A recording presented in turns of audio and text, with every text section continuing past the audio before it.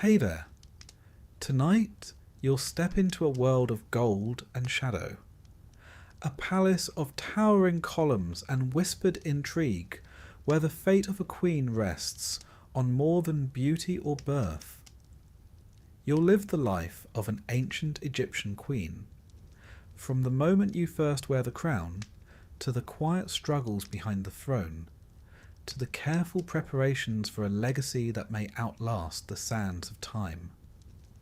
You'll face rival queens, jealous priests, uncertain alliances, and the unsettling truth that even goddesses are not safe. If this kind of storytelling helps you rest, feel free to like the video and subscribe, but only if it brings you peace. And let me know in the comments where you're listening from, and what time it is right now. It's strangely comforting to see who else is out there drifting off to the same quiet story. So, dim the lights. Let a soft fan hum in the background. Settle in. And let's begin with the rise of a queen. Imagine a land of sun-drenched stone and shimmering river reeds, where the great Nile slices through the desert like a living god, where gold glints beneath linen veils and the scent of blue lotus drifts through towering palace halls. You are in ancient Egypt, not as a faceless peasant, nor even as one of the ever-bickering scribes. Number today, your fate is sealed with coal-lined eyes and a crown of lapis lazuli. You are to become great royal wife, Queen of Egypt, consort to the living god upon the throne. It is, as they say, an honour. Though whether you will still feel so honoured by the end of your days is another matter entirely. From the moment the high priest's messenger arrived at your family villa with trembling voice and sealed papyrus scroll, your life has been spinning faster than the potter's wheel. Your father, a nobleman of the court, one of the few who might have hoped for such a match, nearly choked on his pomegranate wine. Your mother wept tears that seemed part pride, part dread. You yourself? You smiled, because that is what one does. Inside, a strange knot began to twist beneath your ribs, a knot that even the finest perfumed oils cannot soothe. And so here you are, carried aloft upon a gilded litter borne by 6 of the Pharaoh's finest soldiers, your linen robes trailing like a river of light behind you. The streets of Thebes swarm with onlookers, their voices rising in a wave of acclamation. Or is it curiosity? They shout your name, though many do not know your face. They know only that today a new queen will be crowned. And perhaps, privately, they know too that such queens do not always remain queens for long. The great temple of Karnak looms ahead, colossal columns thick as cedar trunks, each etched with the exploits of kings long dust. The air hums with incense and anticipation. As your litter is lowered before the towering gates, you feel the first flutter of real fear. Once you pass through, there is no turning back. You are met by the high priest, an ancient figure so gaunt he seems to have been carved by the same artisans who built these walls. His smile is thin as papyrus. "Come, daughter of Egypt," he intones, voice echoing through the stone. It is time. You follow him beneath the massive lintels, feet bare upon cool alabaster tiles. Ahead, the inner sanctuary shimmers with lamplight. Statues of Isis and Hathor gaze down upon you, serene and pitiless. Here, the rites of queenship will bind you to the throne, and to all that comes with it. The coronation ritual is long, deliberate, and thick with meaning. You are washed in sacred water, drawn from the Nile at dawn. You are anointed with oils whose recipes are known only to the temple's innermost circle, oils meant to confer not just physical beauty, but spiritual protection. Your eyelids are darkened with kohl to ward off the evil eye. Your lips stained with red ochre, symbol of life. You are clad in robes of finest linen, embroidered with the royal uraeus, the rearing cobra that marks divine authority. It is a serpent that offers no comfort. And then, the moment, the great crown of the queen is brought forth, gleaming with gold and semi-precious stones. The high priest lifts it high above your bowed head, his voice solemn as he declares you great royal wife of the two lands. The crown settles upon your brow with surprising weight. You resist the urge to shift beneath it. At that moment, the doors to the sanctuary swing wide. A trumpet sounds. You emerge once more into the blinding sun, the air thick with cheering and flower petals. But though you smile and wave as trained, already your mind is elsewhere. You know the stories. Every girl at court whispers them beneath embroidered fans. How queens have risen to command armies, to guide kings, even to rule in their own right. And how they have been poisoned, betrayed, erased from memory as though they had never been. There was Nefertari, beloved of Ramses the Great, whose face still gazes serene from her tomb, yet whose life was marked by bitter rivalry within the palace. There was Nefertiti, queen beside the heretic king Akhenaten, whose very fate remains an enigma. Some say she ruled after him, others that she was cast aside. And there was the formidable Hatshepsut, who seized the throne itself, and whose stepson later chiselled her name from monuments in furious retribution. Such is the double-edged sword of queenship in Egypt. For all the silks and perfumes, the days spent drifting through shaded colonnades or presiding over temple rites, the queen walks a knife's edge, too visible, and she courts jealousy. Too passive, and she invites replacement. Producing an heir may secure her place, or simply paint a target upon her back. And the harem? Ah, the harem. You have not yet set foot within it, but already you know its whispered reputation. A gilded prison where royal wives and concubines jostle for influence, their children pawns in a game older than the pyramids. There, poison is a language as fluent as gossip. Favours are won not with smiles, but with alliances. The queen reigns supreme, or so it seems, until the day she does not. Yet for now, outwardly at least, the world is yours. You are presented to the court in a grand ceremony within the palace's pillared audience hall. The pharaoh himself, a living god in gold and lapis, eyes outlined in kohl, takes your hand before the assembled nobles. His grip is warm, firm, his smile unreadable. Together you stand before the throne of Horus. Together you receive the acclamation of the court. Yet beneath the ceremony's splendour lies another truth. From this day forth, your life is no longer your own. Your days will begin with ritual ablutions, washed in Nile water and anointed anew. You will preside over festivals and offerings, your image paraded before the people as living embodiment of Isis. You will dine in halls of gilded reliefs, where servants move in silence and every glance is weighed for hidden meaning. You will attend councils, your voice measured carefully, too forceful, and you risk seeming grasping, too meek, and you invite dismissal. At night, within your private chambers, you may gaze upon the moonlit courtyards and wonder how many of your predecessors once stood in this very place, dreaming of freedom.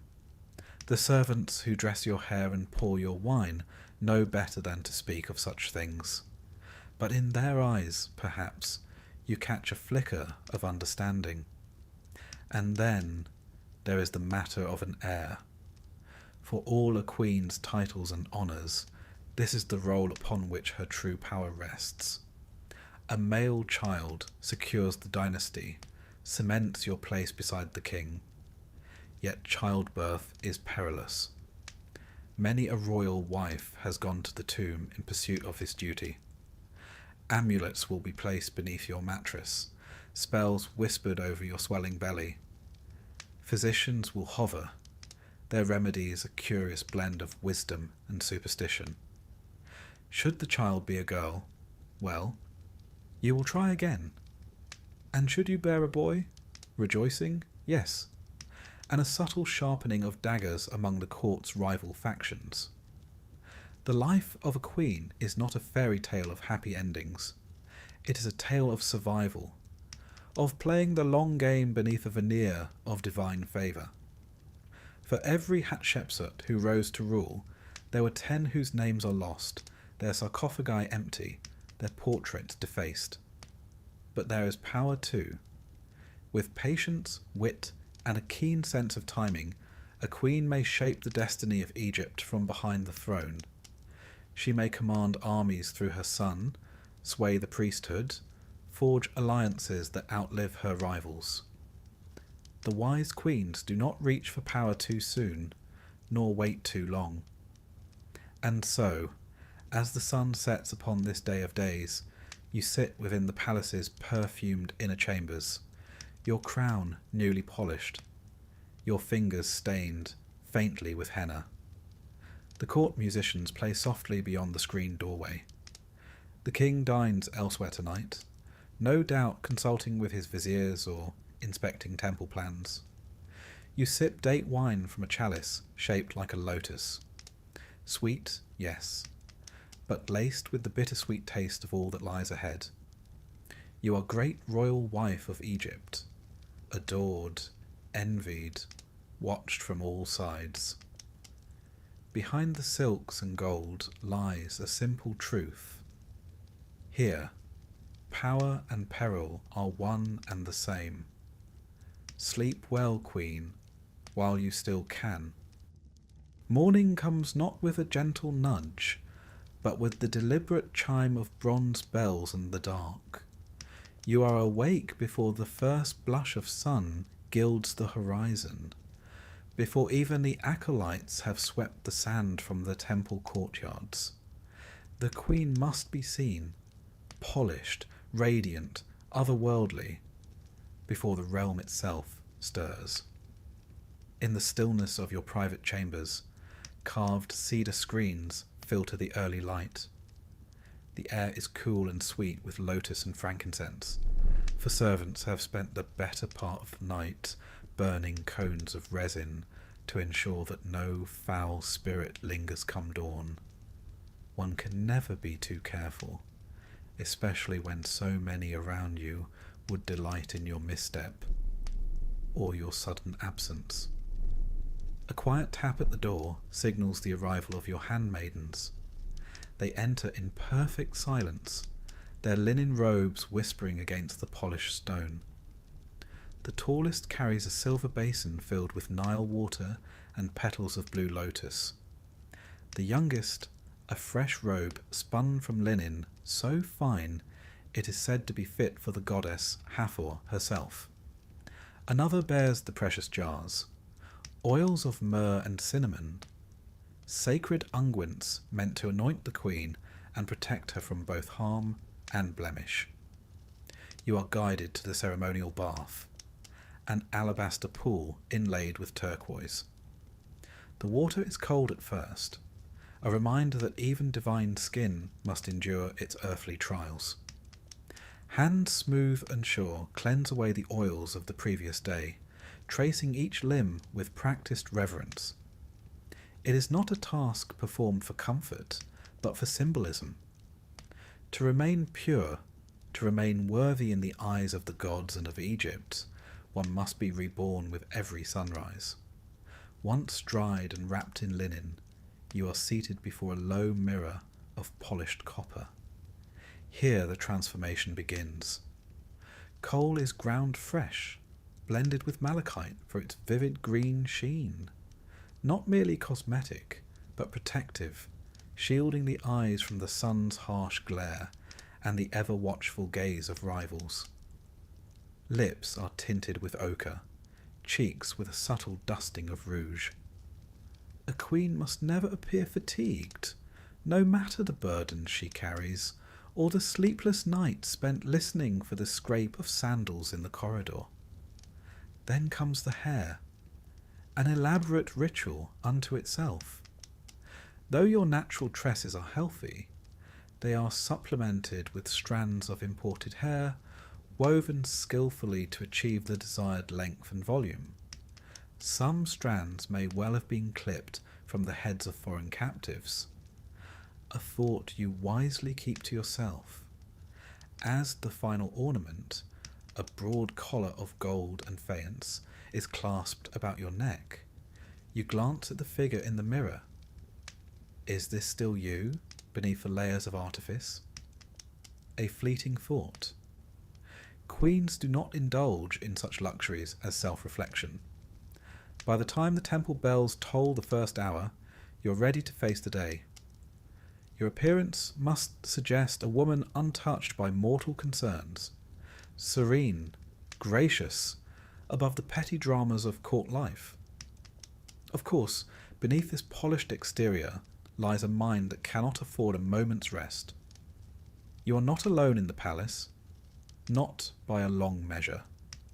It is a world unto itself, a maze of columned halls and sun-dappled courtyards, vast enough to house an army of courtiers, scribes, priests, and artisans. Within these walls pulse the hidden currents of power and intrigue. Your chief rival may greet you with a smile at this morning's offering ceremony, a smile that does not reach her coal-darkened eyes. She, too, knows that every gesture, every glance is part of an unspoken game. To falter is to invite whispers. To stumble is to risk everything. The harem, though called such, is no mere den of idle pleasure. It is a complex political engine, its chambers echoing with the laughter of children who may one day rise to challenge the line of succession. Among the king's wives and favoured concubines, alliances are forged in secret, loyalties shift with the desert wind. The wise queen learns quickly to cultivate both friends and informants, and to trust neither. There are rituals to attend this morning. The Opet festival draws near, and preparations consume the palace. You will be expected to appear before the high priest of Amun, to offer rich garments and rare spices in the name of divine harmony. A minor ceremony, some might say, but one that offers a stage upon which influence is measured. The queen whose offerings gleam brightest, whose comportment seems most blessed, will find her star rising. And so you glide through the halls, trailing a faint scent of rose and cinnamon. The lesser wives bow low as you pass, their eyes carefully averted. Yet you feel the weight of their gazes upon your back the moment you move beyond sight. In the temple, beneath towering papyrus columns painted in vibrant hues, you kneel before the god's image. Priests chant in ancient tongues as you place your offerings upon the altar. Silks from Byblos, lapis from far-off Afghanistan, unguents crafted by the palace's finest perfumers. Every gift is a message, not only to the gods, but to those who watch from the shadows. As the ritual concludes, you catch the eye of one of the king's chief advisors. He inclines his head with a subtle smile, a gesture of deference, or a warning. One must always wonder. By midday, you are summoned to the Queen's council chamber, a rare privilege granted only to those of highest rank. Here you will hear reports from the palace stewards, matters concerning the granaries, the textile workshops, the progress of temple construction. Dry subjects, perhaps, but each a thread in the greater tapestry of power. Your decisions must be swift, yet careful. Approve too many requests, and you risk appearing weak. Deny them all, and the whispers of tyranny will begin anew. You walk a careful line, each word weighed as though it were gold upon a scale. Among the day's matters is news from the workers' village near Deir el Medina. An illness has swept through the sculptor's quarter, delaying work upon your future tomb. A trivial concern to some, but you know better. The tomb is more than a resting place. It is your insurance against oblivion. The artisans will receive additional rations and amulets for protection. A wise investment. Afternoon brings a quieter respite, though never one entirely free of duty. You dine in a shaded loggia, a breeze stirring the embroidered silks that veil the arches. Servants present delicacies, honey cakes, roast duck, figs dripping with nectar. You eat sparingly, as is expected of one so elevated. A queen must never appear greedy. Indulgence is for the lesser sort. As you sip cool barley beer from a slender goblet, a trusted handmaiden kneels beside you with whispered news. A new consort has arrived from the northern provinces, young, beautiful, and gifted with a voice said to rival the songbirds of the Nile. Already she has caught the king's eye. You smile, a gesture as polished as the alabaster columns that surround you, and you begin to consider your next move. Later, beneath the shadow of the palace's western wing, you visit the royal nursery. The children greet you with wide eyes and eager laughter. Here, among these innocent faces, the true future of Egypt stirs. You kneel to kiss the brow of your son, a prince yet too young to grasp the weight of the crown that may one day rest upon his head. You will teach him, in time, the art of ruling and surviving. Evening falls with a golden hush. The palace grows quieter, though within its stone heart the wheels of intrigue never cease their turning. You retreat to your private apartments, where oil lamps flicker against painted walls depicting lotus and papyrus, symbols of eternal life. There is yet one final duty, a private audience with the king. You are summoned to the inner chamber, where incense curls in lazy spirals beneath the gilded ceiling. The king greets you with the measured affection of a man who must divide his time among many. Your words are chosen with care, your gaze demure yet knowing. You are queen, but you are also counselor, diplomat, enchantress. The roles shift as swiftly as the Nile's current. When at last you return to your bedchamber, the moon rides high above the palace. You sit for a time beneath the open lattice work, watching its pale light shimmer upon the stone below. In this quiet hour, the trappings of queenship feel both distant and suffocating. For all the silks and jewels, all the deference and titles, the palace is a cage, one wrought not of iron, but of expectation and vigilance. A single misstep, a whispered rumour, and the queen may find herself cast from its heights to its darkest depths. Yet you are here. You remain. And tomorrow, as the bronze bells chime once more, you will rise again to meet the day's challenges with the grace and cunning that have brought you this far. For such is the life of a queen in ancient Egypt. A dance upon the blade's edge, cloaked in beauty and peril alike. There is a single truth in the palace, that all queens, whether newly crowned or silver-haired with experience, understand from the moment they first pass beneath its painted lintels. Your value lies not in your beauty, nor in your wisdom, nor even in the favour of the king. It lies in your womb. You are great royal wife, yes. But if you cannot produce an heir, and preferably a male heir, your days in these gilded halls may be numbered. No one says it aloud, of course. Court etiquette forbids such crassness. Instead, the expectation settles upon your shoulders like the heavy, broad collar you wear at every ceremony, a constant weight, at once ornamental and oppressive. Already the whispers have begun.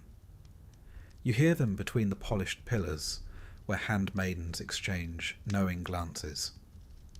You see it in the eyes of the lesser wives and concubines, who watch your every step with thinly veiled anticipation. 1 month has passed since your coronation, then 2. The court astrologers mark the movements of the stars with increasing scrutiny, as if they might coax a royal conception from the heavens themselves. And so begins the most delicate and dangerous chapter of your queenship. It is no simple matter of nature taking its course. No, in Egypt, where the lines between the mortal and divine blur with every sunrise, even the act of producing an heir is shrouded in ritual and superstition. You are bathed in sacred waters drawn at dawn, infused with petals of lotus and fragments of lapis. Priests recite incantations over your garments, your bed, your very breath. Amulets are strung beneath your linen shift, the eye of Horus to guard against miscarriage, the Ankh for life, the frog-headed goddess Heket, midwife of the gods, to ensure safe delivery. Physicians, whose knowledge is equal parts herbal remedy and hopeful guesswork, prescribe strange concoctions, dates soaked in beer and honey, ground pomegranate mixed with frankincense, the occasional live fish, yes, live, pressed gently against the belly to divine the likelihood of conception. One must keep a straight face through such rituals. After all, queens are not afforded the luxury of skepticism. And the king? He too is aware of the stakes, though his attention is divided among many chambers, many women.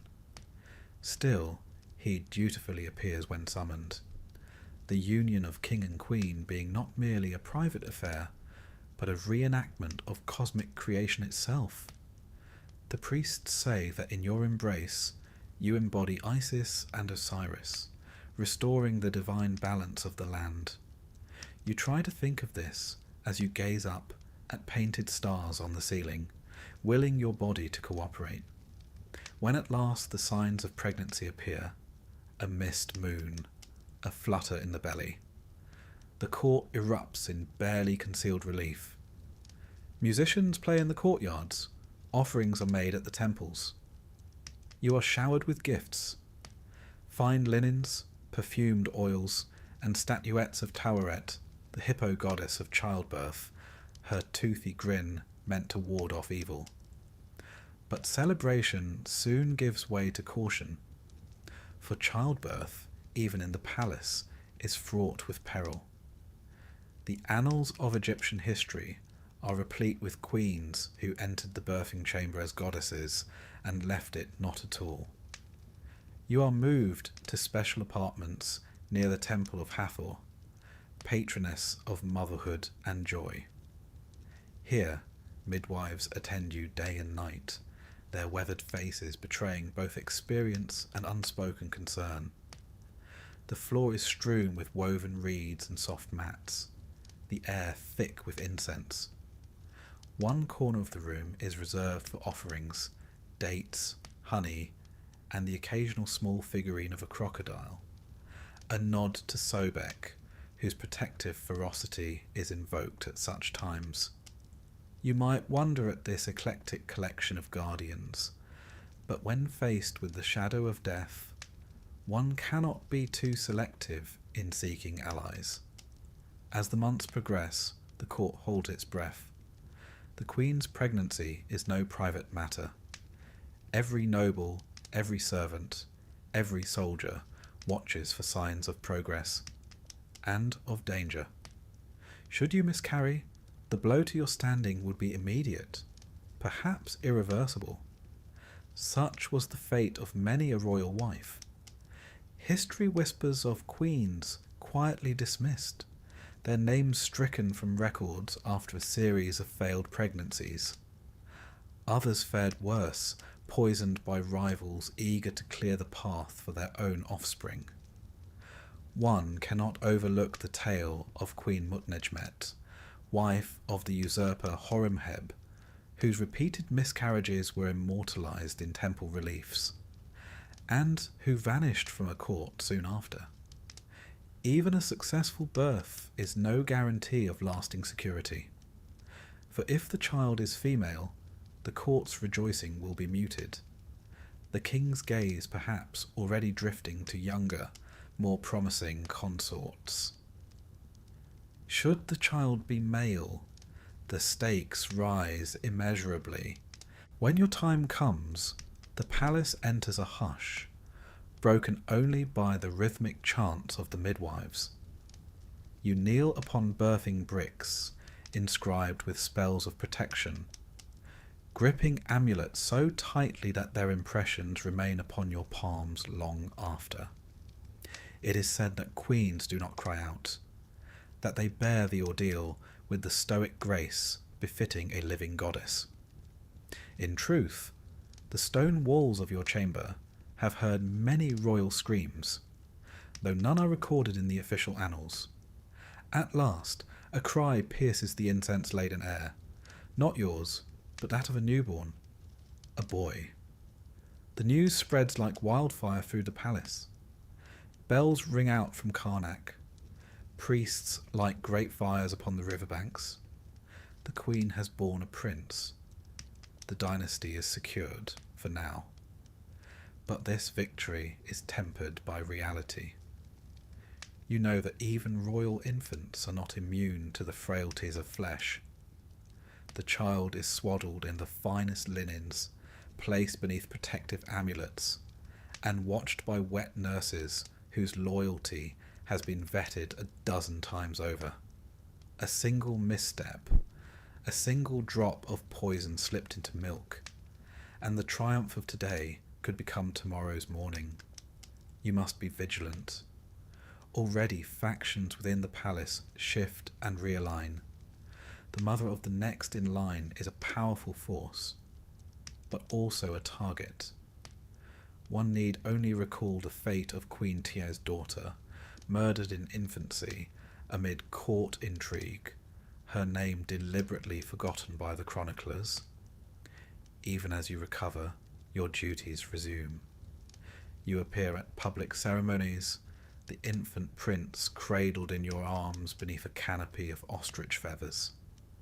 Statues are commissioned in your likeness, inscriptions proclaiming you mother of the god's son. Yet in the shadows, rival eyes glitter with envy. For queens in Egypt, there is no true rest. Having secured your position with an heir, you must now defend it with equal fervour. The harem buzzes with fresh schemes. The lesser wives whose sons must now vie for favour redouble their efforts. The old games resume, more dangerous than before. You attend council meetings with the king, your presence a subtle reminder of your new standing. You cultivate alliances among the priests and the nobility, ensuring that should calamity strike, as it so often does, you have the means to protect both yourself and your son. In private moments, you gaze upon the sleeping child with a mixture of fierce love and cold calculation.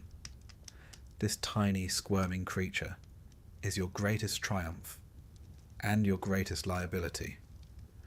To raise a future pharaoh is to walk a perilous path, one where each tutor, each nursemaid must be scrutinized, each playmate considered a potential threat. And should the king take another great royal wife, not unheard of should you fall from favour, your task will become even harder. The court has long memories and short loyalties. One must never grow complacent. In time, if fortune favours you, your son will grow strong and wise. You will guide him through a labyrinth of palace politics, teaching him whom to trust and whom to watch with smiling suspicion. And if the gods are truly kind, you may one day witness him ascend the throne, the double crown resting upon his brow. But that day is far off. For now, you remain within the palace's painted cage, every breath a measured act of survival. You have borne an heir. The court's favour is yours. The songs of the priests praise your name. Yet beneath the gold and incense, the game has only just begun. For in Egypt, a queen's worth must be proved anew with each passing moon.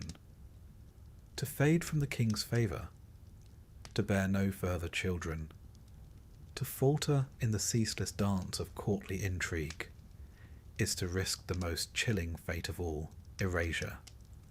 And so, as the sun sets beyond the desert horizon, you cradle your son beneath the flickering light of oil lamps.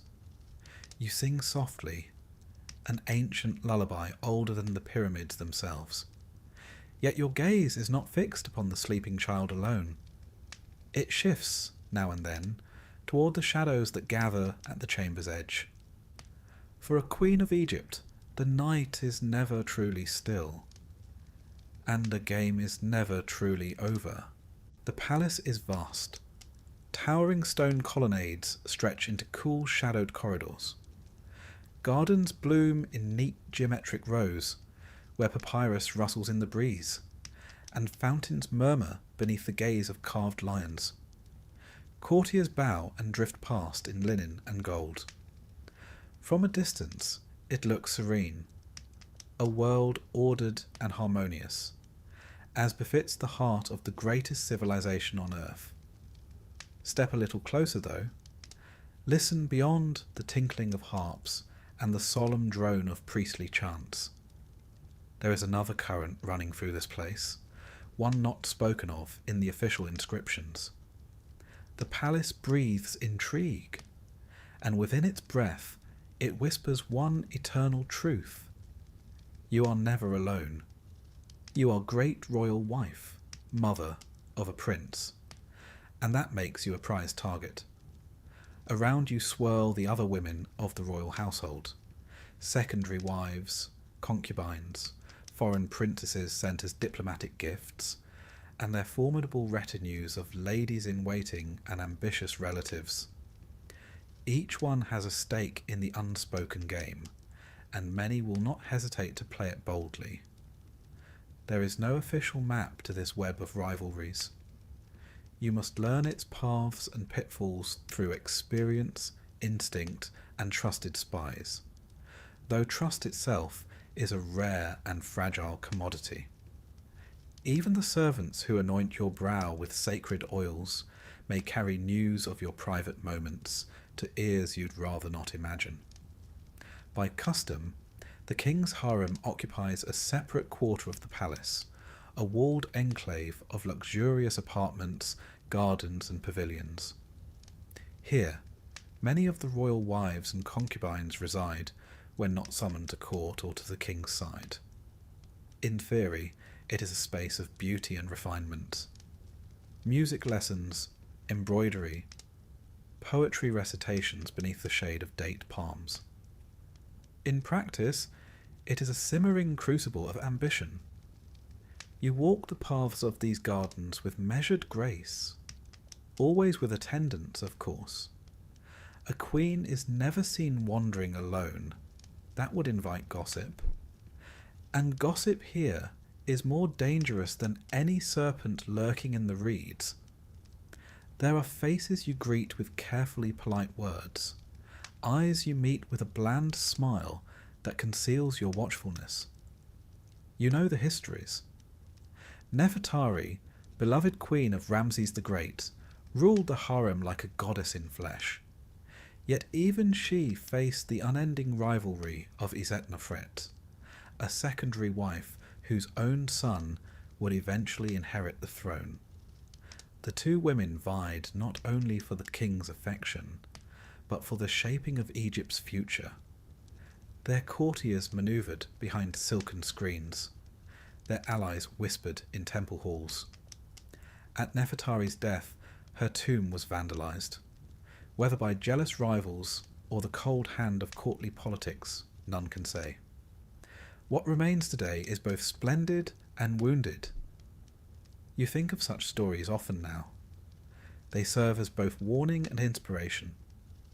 Each new arrival to the palace, each young concubine with eyes like polished obsidian, each foreign princess with her father's promises and her mother's cunning, is a potential threat. The king's heart is easily turned, as history has shown time and again. Queens have been set aside for less than a careless glance at the wrong banquet. Even sisters are not immune to this game. Consider Cleopatra the Seventh, the last and most famous of Egypt's queens. In a world no less treacherous than yours, she eliminated her own siblings to secure the throne. Her brother husband Ptolemy the 13th was drowned in the Nile after their bitter civil war. Her younger sister Arsinoe was paraded through Rome and later executed at Cleopatra's request. It is a grim reminder that in matters of power, blood offers little protection. You take tea today in one of the palace's shaded gardens, the sandstone walls hung with woven garlands. A small gathering of royal women has been arranged, ostensibly to celebrate the upcoming Opet festival. In reality, it is a subtle test of alliances. The Queen's tea, like all things here, carries its risks. The palace kitchens are well guarded, the chief cupbearer loyal to you, or so he says. Yet poison need not be crude to be effective. A tincture that clouds the mind, a powder that weakens resolve, a slow-acting venom masked by sweet honeyed dates. You sip carefully, smile lightly. The cup never leaves your sight. Conversations drift around you. A young concubine boasts of her skill with the harp. Another praises the king's latest hunting exploits. All harmless on the surface. But beneath the words flow subtle currents of status and intent. Every compliment is a probe, every glance a calculation. One of the lesser wives leans forward, her eyes gleaming. "Your son grows strong, my queen. I hear he bested his tutor in wrestling last week." A harmless comment, or a veiled threat. To draw attention to your son is to draw attention to the ambitions that circle him like vultures. "He is a child," you reply smoothly. "He enjoys his games." You shift the topic with practiced ease, asking after the health of her daughter. To accept flattery is dangerous. To appear defensive, fatal. Such exchanges are endless, their stakes invisible to the casual observer. Many queens of old failed to master them and paid dearly. Queen Ankhesenamun, widow of Tutankhamun, sought alliance with a foreign prince to secure her safety. A bold move that ended with her vanishing from the record. Was she betrayed by a rival? Silenced by the priests? No one knows. Even now, you must wonder which smiles around you conceal knives. The old adage holds true. A quiet tea in the garden can be more dangerous than a battlefield. Your allies are few, and must be cultivated with care. A trusted lady-in-waiting whose family owes you loyalty. A eunuch whose discretion has been purchased with gold and promises. A priestess whose whispered prayers carry double meanings. You build your network slowly, patiently, for haste invites exposure. Yet alliances shift. Friendships sour. Today's confidant may be tomorrow's betrayer. The palace records are rich with such cautionary tales. In quieter moments, you walk among the statues of past queens. their faces serene in alabaster or painted with fading pigments, offer no counsel. Yet their stories linger. You think of Tie, wife of Amenhotep III, who wielded immense influence and corresponded with foreign kings, yet whose legacy was nearly eclipsed by the rise of Akhenaten and his religious upheaval. You think of Hatshepsut, who dared to rule as king, donning the false beard of Pharaoh. For years she outmaneuvered her rivals, until her memory was almost entirely erased by the jealous Thutmose III. Such are the lessons you must heed. Power is never given freely. It is seized, defended, and, if one is wise, relinquished only at death. As evening falls, the gathering disperses. Courtiers retreat to their quarters. Musicians pack away their lyres. You linger a moment beneath the stars, the scent of jasmine thick in the air. A new note arrives by the hand of a trusted servant, unsigned, of course. It speaks of a foreign envoy scheduled to arrive in secret tomorrow, bearing gifts for one of the king's newer favourites. Another ripple in the pond, another game to watch. You retire to your chambers, where attendants remove your ornaments and unbraid your hair. In the quiet, you allow yourself a moment of reflection. The palace is beautiful, yes, but it is no sanctuary. It is an arena, one of subtle wars and shifting alliances. Each day is a contest of wit and will, where the stakes are survival and legacy. You share this palace with rivals. And while you walk its painted halls with grace, your heart must remain as sharp as any blade. For in this place of stone and shadow, even a queen must remember. Trust is a luxury, vigilance a necessity. And tomorrow, the game begins anew. You sit beneath the painted ceiling of your private chamber, the walls cool beneath your fingertips. A gentle breeze stirs the linen draperies, carrying the scent of crushed myrrh and blooming acacia. In your lap lies a scroll, a genealogy of your illustrious house, inked by the finest scribes in the land. You unroll it slowly, eyes tracing the names. Father, mother, grandfather, grandmother, uncles, aunts, cousins, many of whom have, in one form or another, become entangled in the great tapestry of your dynasty's lineage. It is a fine thing, they tell you, to have royal blood. The purer, the better. And here in Egypt, purity takes precedence over all else, certainly over more pedestrian concerns of propriety or genetic diversity. You will marry within your family. You know this. Every girl born beneath the palace roof knows this. It is not a matter of preference or affection. It is a duty, a cosmic necessity woven into the very fabric of kingship. The gods themselves set the precedent. Isis and Osiris, sister and brother, husband and wife, created the divine order. To imitate their union is to uphold Ma'at, the sacred balance that holds the universe together. That the practice also serves to consolidate power and property within the royal house is, of course, a fortunate coincidence. Your own match was announced with great ceremony. The court heralds proclaimed it a union of destiny. The high priests invoked the blessings of the pantheon. Privately, you reflected that the match was more likely the result of several tense negotiations behind closed doors. Still, the marriage was sealed, and sealed with blood as well as gold. Your new husband is your brother, or perhaps your half-brother. The lines blur. You have known him since childhood, chased sunbeams across the palace courtyards together. Now you meet beneath the heavy weight of crowns and expectations.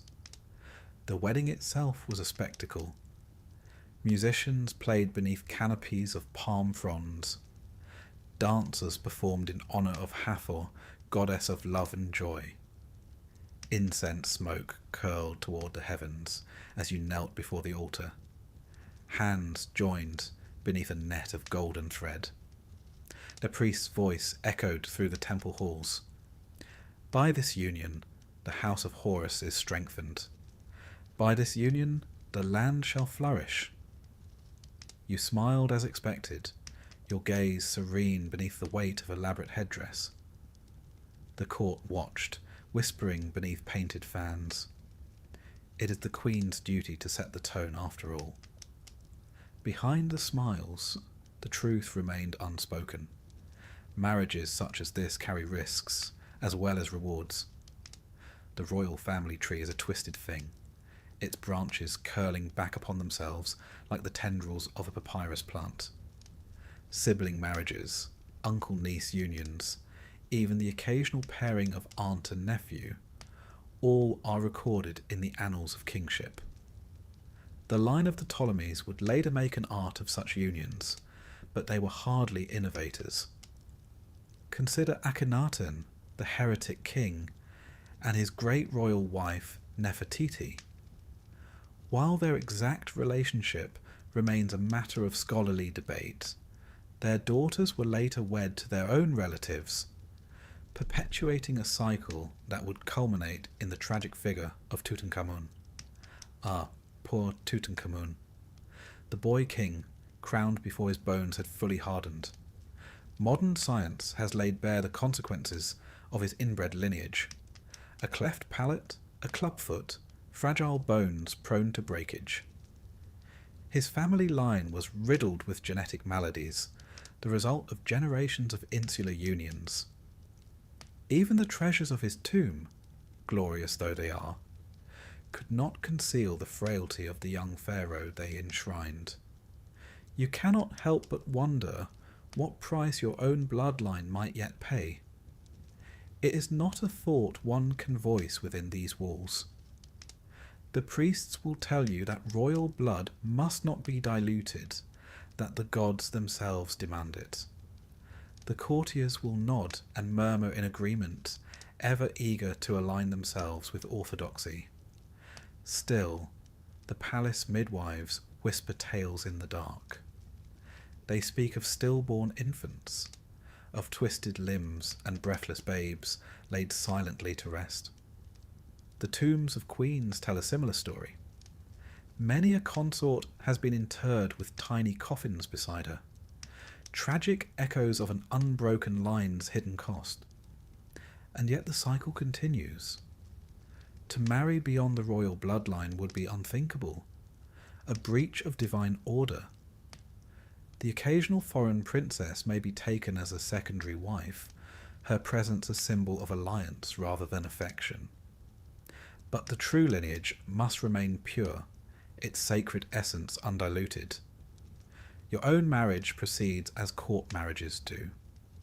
You and your brother husband share formal meals beneath painted stars, exchange carefully chosen words in public settings. In private, the dynamic is more complex. Affection, rivalry, duty, resentment, all mingle beneath the silks of your marriage bed. You are aware that your husband's eye wanders. It is expected. No one rules the heart of a king. The greater danger lies in the ambitions of his other consorts, who watch your union with keen interest. A brother's wife may be queen today, but tomorrow, who can say? You have allies, of course. The high priestess of Hathor, whose loyalty has been secured through generous patronage. The captain of the palace guard, whose daughter serves as your handmaiden. Such bonds are as vital as any marriage. Still, you tread carefully. The fate of queens who misstep is no secret. The walls of the palace remember tales that the official chronicles prefer to forget. There was Cleopatra II, whose marriage to her brother Ptolemy VI ended in bitter civil war. Their sibling bond, once celebrated in public ceremony, could not withstand the pressures of shared rule and competing ambitions. Their eventual reconciliation was as much a matter of political necessity as familial affection. Then there was Arsinoe II, who married first the king of Thrace, then her own full brother, Ptolemy II. Her intelligence and political acumen were unmatched, yet her life was marked by the endless necessity of navigating the treacherous waters of court intrigue. You study such examples with care. They offer not only cautionary tales, but blueprints for survival. In moments of private reflection, you wonder how the common people perceive these unions.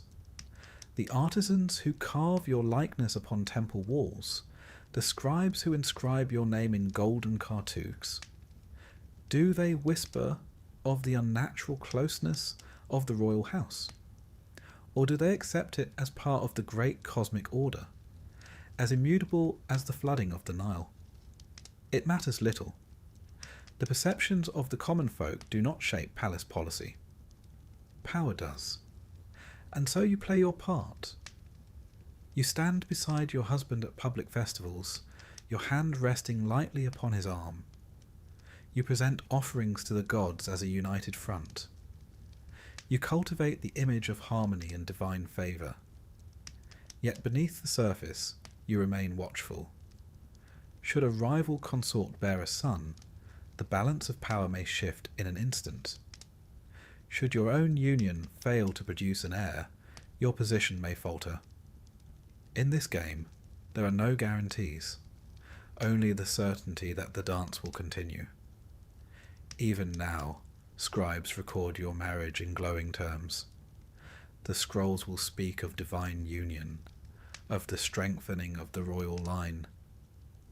They will not speak of your private doubts, of the knowledge that the path you walk is both gilded and perilous.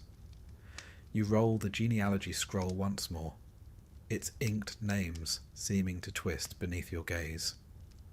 The gods demand purity, the court demands heirs, the people demand spectacle. Between these demands, the queen must navigate a path as narrow as a knife's edge. You rise from your seat, the cool stone beneath your bare feet grounding you for the tasks ahead. Another day of ceremonies awaits, another round of alliances and calculated smiles.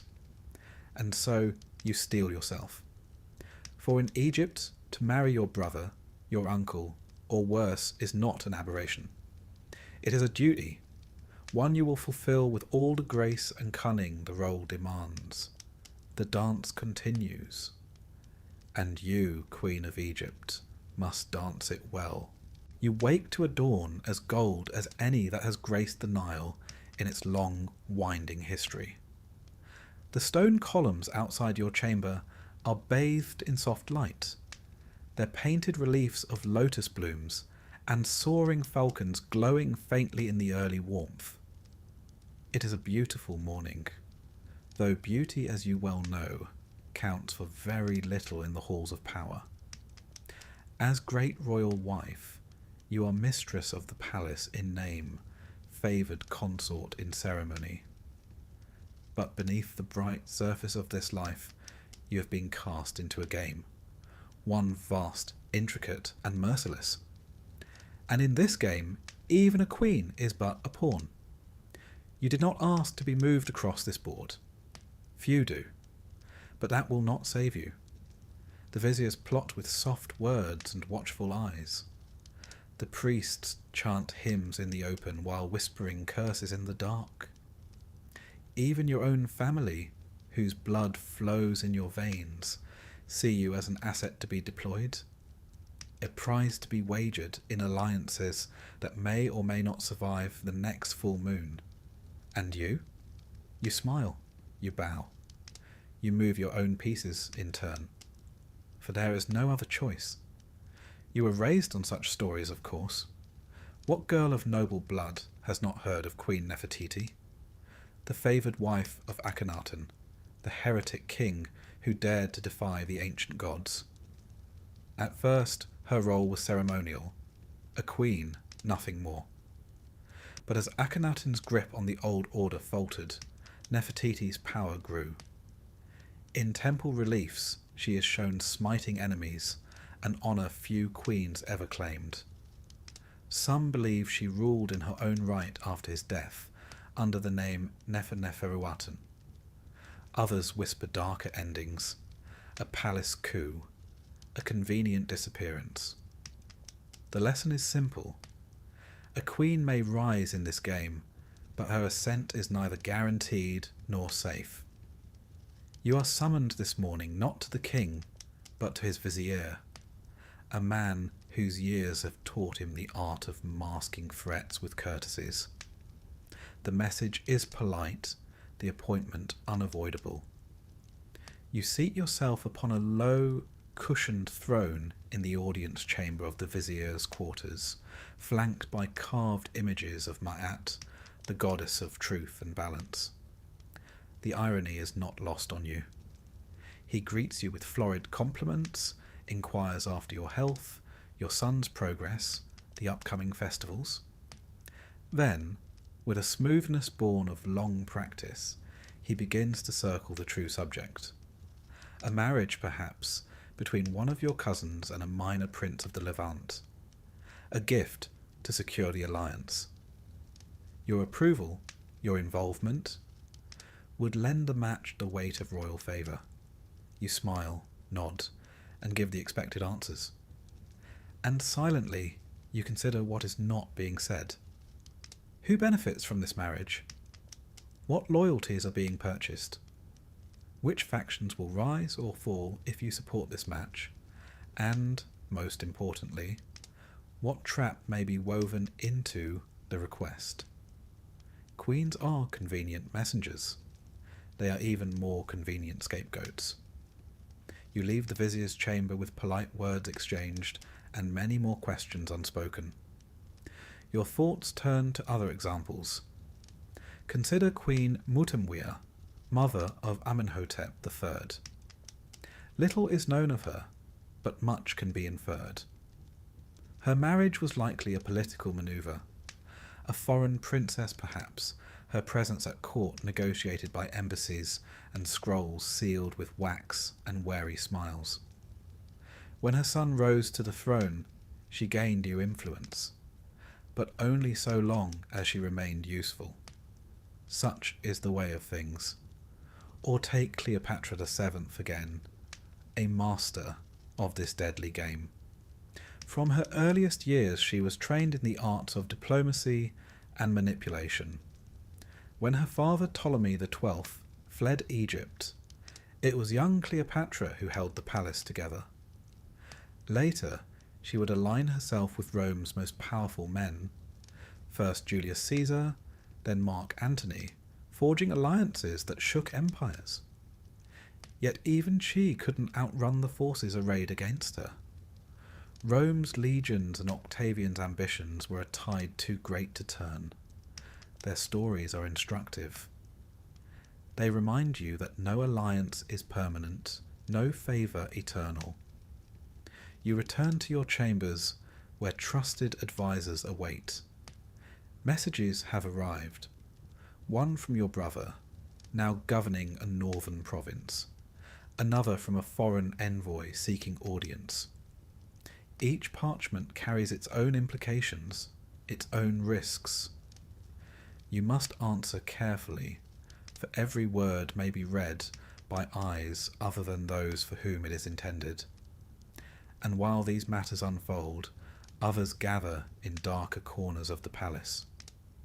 The priests of Amun watch the king's heretical tendencies with growing concern.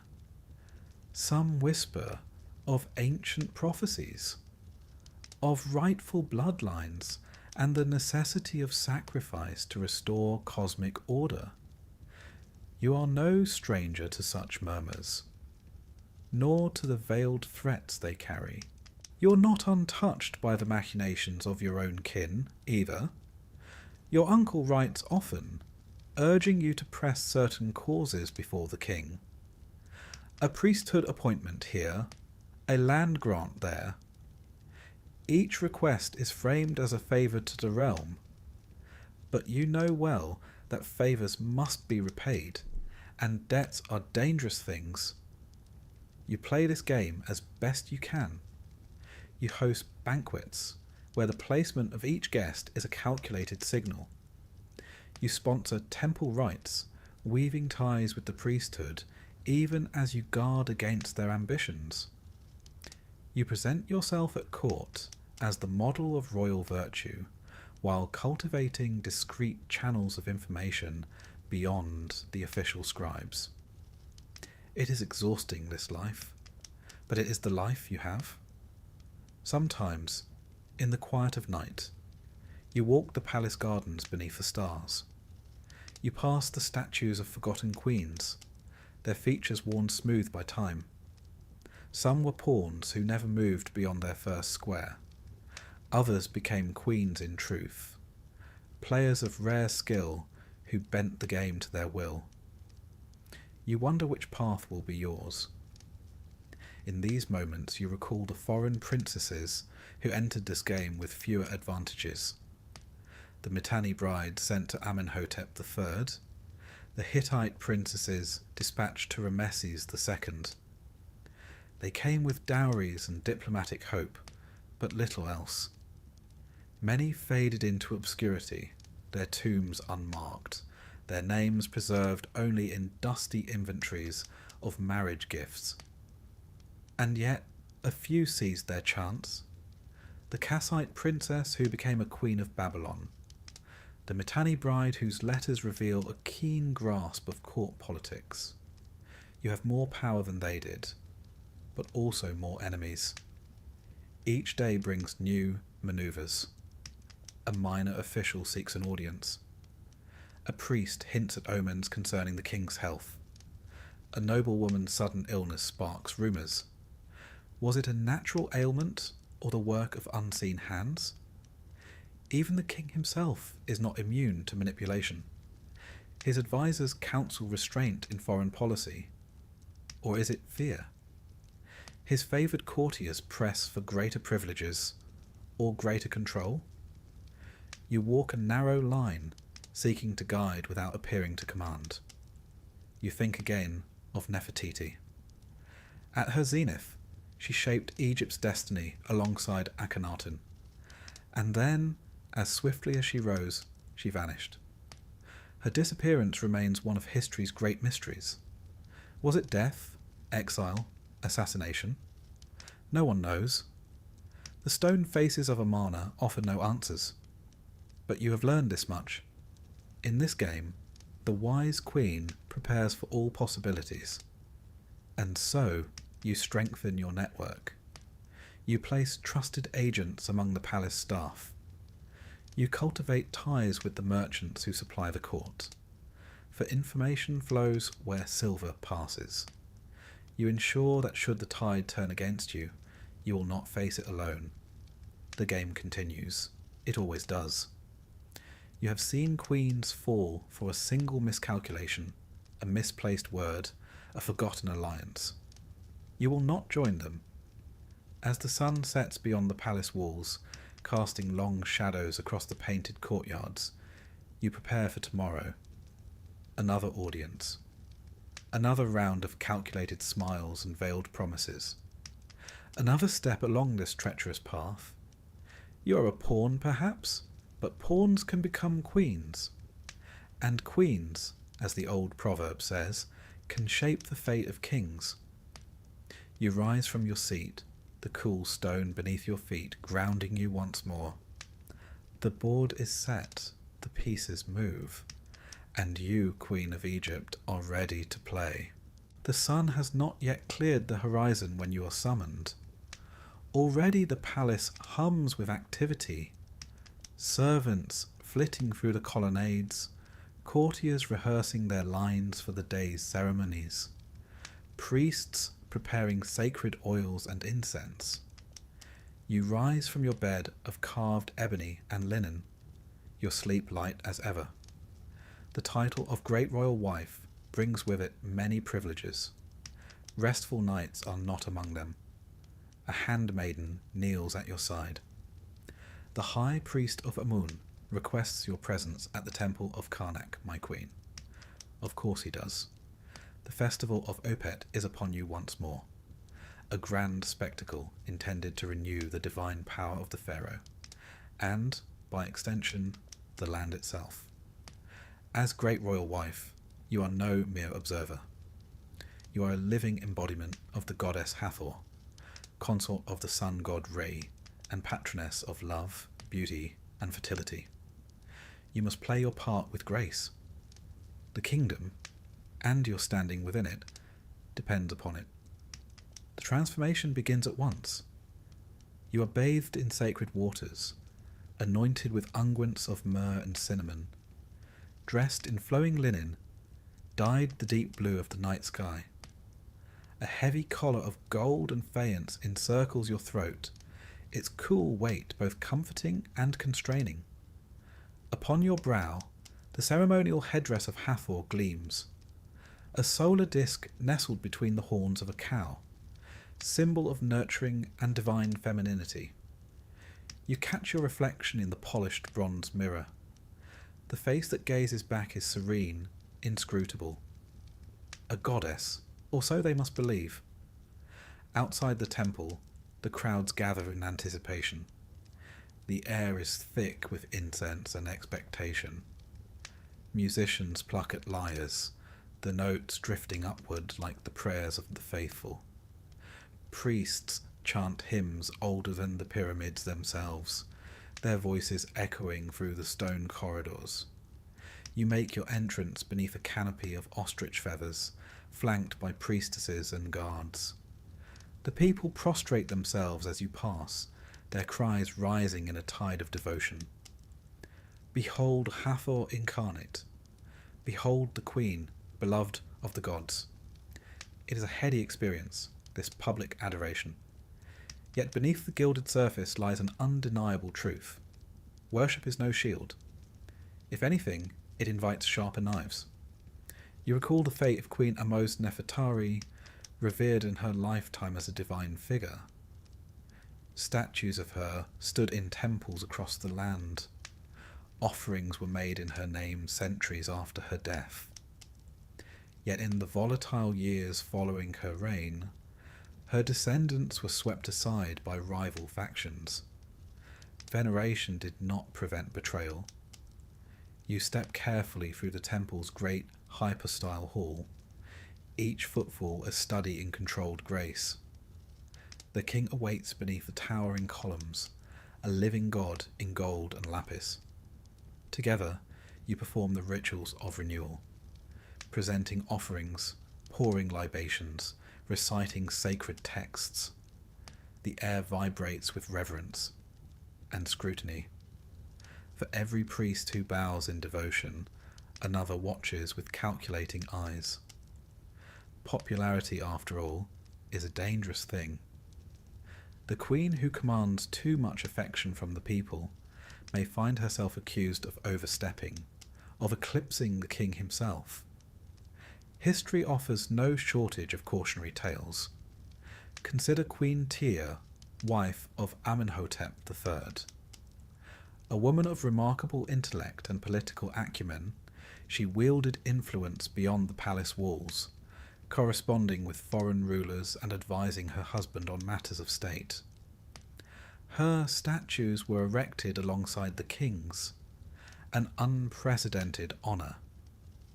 Yet, when her son Akhenaten began his radical religious reforms, Tyr became a convenient target for those seeking to undermine the royal house. Her legacy was tarnished by association, her memory contested. Even the divine are not immune to public opinion. As the procession winds its way through the temple complex, you offer measured smiles to the assembled dignitaries. A well-placed glance here, a gracious nod there. Each gesture is calculated, each moment an opportunity to reinforce alliances, or to remind potential rivals of your enduring presence. Among the crowd you spot a familiar figure, the High Priest of Amun, resplendent in ceremonial garb. His eyes meet yours, a flicker of something unreadable passing between you. Respect? Resentment? A mixture of both, perhaps. The priesthood wields power nearly equal to the throne. Their favour is invaluable and fickle. Too close an association invites suspicion. Too distant a stance invites hostility. You walk a narrow path indeed. Later, in the cool shadows of your private chapel, you offer prayers of your own. The goddess Hathor smiles serenely from her gilded shrine. You wonder, not for the first time, whether the divine truly intervene in mortal affairs, and whether they find amusement in the tangled games of palace life. Your attendants bring news as you recline upon a cushioned bench. Whispers circulate of a rival consort's rising favour. A lavish new estate granted by the king. A private audience that lasted well beyond the expected hour. You mask your reaction with practised ease. Such tides rise and fall daily. The wise queen remains steady, unmoved. Yet you take note. The game is relentless. A single misstep, a single lapse in vigilance, can unravel years of careful positioning. Consider Queen Nefertari, beloved of Ramses the Great. Her beauty and wisdom were immortalized in her magnificent tomb, adorned with celestial imagery and hymns of praise. Yet even she faced rivals within the harem, chief among them Isetnofret, whose son would ultimately succeed to the throne. Nefertari's enduring legacy did not shield her from courtly intrigue. You instruct your attendants to prepare gifts for the high priest. A subtle reminder of your piety, a gesture to maintain favour. Influence, like incense, must be continually renewed, lest it dissipate into nothing. As evening falls, the festival reaches its zenith. Torches blaze along the processional route, casting flickering shadows upon the stone walls. You ride in a ceremonial bark, the people thronging the banks of the Nile, their chants echoing across the water. Hathor lives, the queen is her vessel. In this moment, you are adored beyond measure. Yet the weight of the headdress upon your brow serves as a constant reminder. Adoration is fleeting. Safety is an illusion. You think of Cleopatra once more, a queen who mastered the art of public image, cultivating her persona as Isis reborn. Her charisma captivated rulers and subjects alike. Yet in the end, neither divine association nor popular acclaim could shield her from Rome's inexorable advance. Returning to the palace, you dismount with composed grace. Behind the smiles and accolades, you feel the familiar undercurrent of tension. The queen who draws too much light upon herself risks casting others into shadow, and shadows breed resentment. In your private chambers, you remove the heavy regalia piece by piece, the solar disk, the golden collar, the layers of perfumed linen. Beneath it all, you remain yourself, flesh and blood, a woman navigating a treacherous world beneath a veneer of divinity. You know that tomorrow will bring fresh challenges. The favour of the gods may be eternal, that of the court decidedly less so. And so you prepare once more. For in Egypt, a queen may be worshipped as a goddess, but she is never, ever safe. You do not sleep deeply anymore. Not truly. The palace is too full of whispers for that. The night air brings them through cracks in stone and silk. A servant's careless word here, a scribe's furtive glance there. In this life, the trick is not to silence such whispers.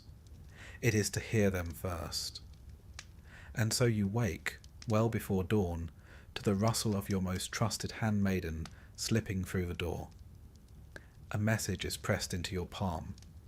A scrap of linen, no more. One glance is enough, and there is movement among the concubines. One in particular has grown bold, too bold. She boasts of the king's growing affection, of late-night audiences and gifts wrapped in lapis and ivory. And worse, she has begun to gather allies. You smile faintly, though there is no mirth in it. You had expected as much. In the great game of the Egyptian court, survival is not merely a matter of charm or divine favour. It is a matter of vigilance, and of striking first when the balance tilts. History remembers the queens who played this game well. It remembers, too, those who failed. You rise from your couch, moving with deliberate ease. Outside, the moon lingers pale against a violet sky. Your attendants prepare you for the day, unaware that this morning's tasks go far beyond temple rites or polite audiences. As they drape you in fine linen and coil your hair with strands of gold, your mind is elsewhere, assessing your pieces, testing the strength of each. You think of Nefertiti, whose statues once stood beside her husband's as an equal ruler. Some say she orchestrated her own rise through careful alliances with the priesthood and military. Others whispered darker tales, that rivals were silenced with poisoned honeycakes, that dissenters vanished into the sands beyond Amarna's walls. The truth? It hardly matters. The result was the same. For a time, she held the power of kings in her own hands. You step into the corridor, your sandals whispering against polished stone. Waiting in the shadows is one of your most discreet agents, a eunuch who oversees the palace kitchens and has ears in every corner. He bows low and murmurs quietly, "Yes, the concubine has sent word to a priest of Ptah. There is talk of offerings, and of a prophecy concerning her unborn child. A dangerous gambit. The priests can make or break a royal faction. If they proclaim a child blessed by the gods, the king's affections may harden into something more lasting." You thank him with a nod and a coin pressed discreetly into his palm. The coin is a formality. Loyalty must be nurtured constantly. The day unfolds with its usual pageantry. You attend court, listening with practiced patience as minor nobles present petitions. You exchange polite words with the king, noting the tired set of his shoulders, the lingering touch of his new favourite's perfume. And all the while, your mind turns over the board. Queens who survived this game did not wait for fate to play their hand. They shaped events with quiet force, with whispers in the right ears, with smiles that concealed daggers. You think of Arsinoe II, who married her brother Ptolemy II and ruled as co-sovereign. She crushed her political enemies with ruthless efficiency, exiling rivals and rewriting temple inscriptions to solidify her divine status. Few mourned those who vanished in her wake. Fewer still dared oppose her afterward. Your own strategy must be more subtle. Direct action invites too many eyes. But there are other ways. Later that afternoon, beneath the pretext of overseeing preparations for an upcoming festival, you summon the High Priestess of Hathor, a woman whose loyalties have been carefully cultivated with gifts of rare perfumes and generous endowments to her temple. Over cups of date wine, you speak lightly of omens and portents. You suggest, with the gentlest of phrases, that the concubine's rising influence may be unsettling the cosmic balance, that rumours of her child's supposed divine favour risk angering the gods. The priestess nods slowly. Her temple's rituals, after all, depend upon the queen's continued generosity. A quiet word from her can blunt the concubine's ambitions without bloodshed. This is the first move. You must also address the concubine's allies. A list has been prepared. minor officials, household staff, ambitious courtiers drawn to the scent of rising power. Some will be warned, others will be removed, reassigned to distant posts, their influence quietly eroded. You remember Cleopatra VII's mastery of this art. She charmed Roman generals and Egyptian priests alike, weaving a web of alliances that kept her on the throne despite overwhelming odds. Yet she knew when charm must give way to force. Her half-sister Arsinoe learned this lesson too late, paraded through Rome in chains before meeting an untimely end. Such ruthlessness is not your first choice, but you will not hesitate to employ it. That evening, you attend a private banquet. The king is present, flanked by courtiers and advisors. The concubine is there as well, radiant in lapis and gold. Her laughter rings a touch too loudly through the hall. You meet her gaze with a smile that is both gracious and cold. You speak little, allowing the silence to speak for you. And as the evening wears on, you note with satisfaction the subtle shift in the room. Glances exchanged, conversations paused as the high priestess's warnings begin to ripple through the court. Later, beneath the moonlit colonnades, you confer with your steward. Certain shipments of fine oils and silks meant for the concubine's apartments will be delayed indefinitely. A message will be sent to the captain of the palace guard, requesting increased patrols in certain quarters. Visibility, after all, discourages reckless ambition. And so the game unfolds. You plot, you spy, you strike first, with words, with influence, with the careful orchestration of perception. You recall Queen Hatshepsut, who rose from regent to pharaoh in her own right. Her path was not secured through brute force alone. She built alliances with the priesthood, commissioned grand temples, and controlled the narrative of her reign through art and inscription. It was only after her death that her enemies dared deface her monuments. Too little, too late. You aim for the same legacy. But unlike Hatshepsut, you cannot yet command armies or don the false beard of kingship. Your weapons are subtler, and no less effective. Days pass, the concubine's influence wanes, her boasts growing quieter. The priests no longer speak of divine favour. Her allies drift away, sensing the shifting winds. You do not celebrate openly? Such victories are fragile. One must remain vigilant, always. Yet in the quiet of your chambers, as your attendants prepare you for another day of ritual and performance, you allow yourself a rare moment of satisfaction. You have played this round well, but the game is never over. Beyond the palace walls, foreign embassies arrive bearing gifts and hidden agendas. Within, new rivals await their moment. The king's affections remain as mercurial as the Nile's flood. You will plot again. You will spy again. And when the time comes, as it surely will, you will strike first once more.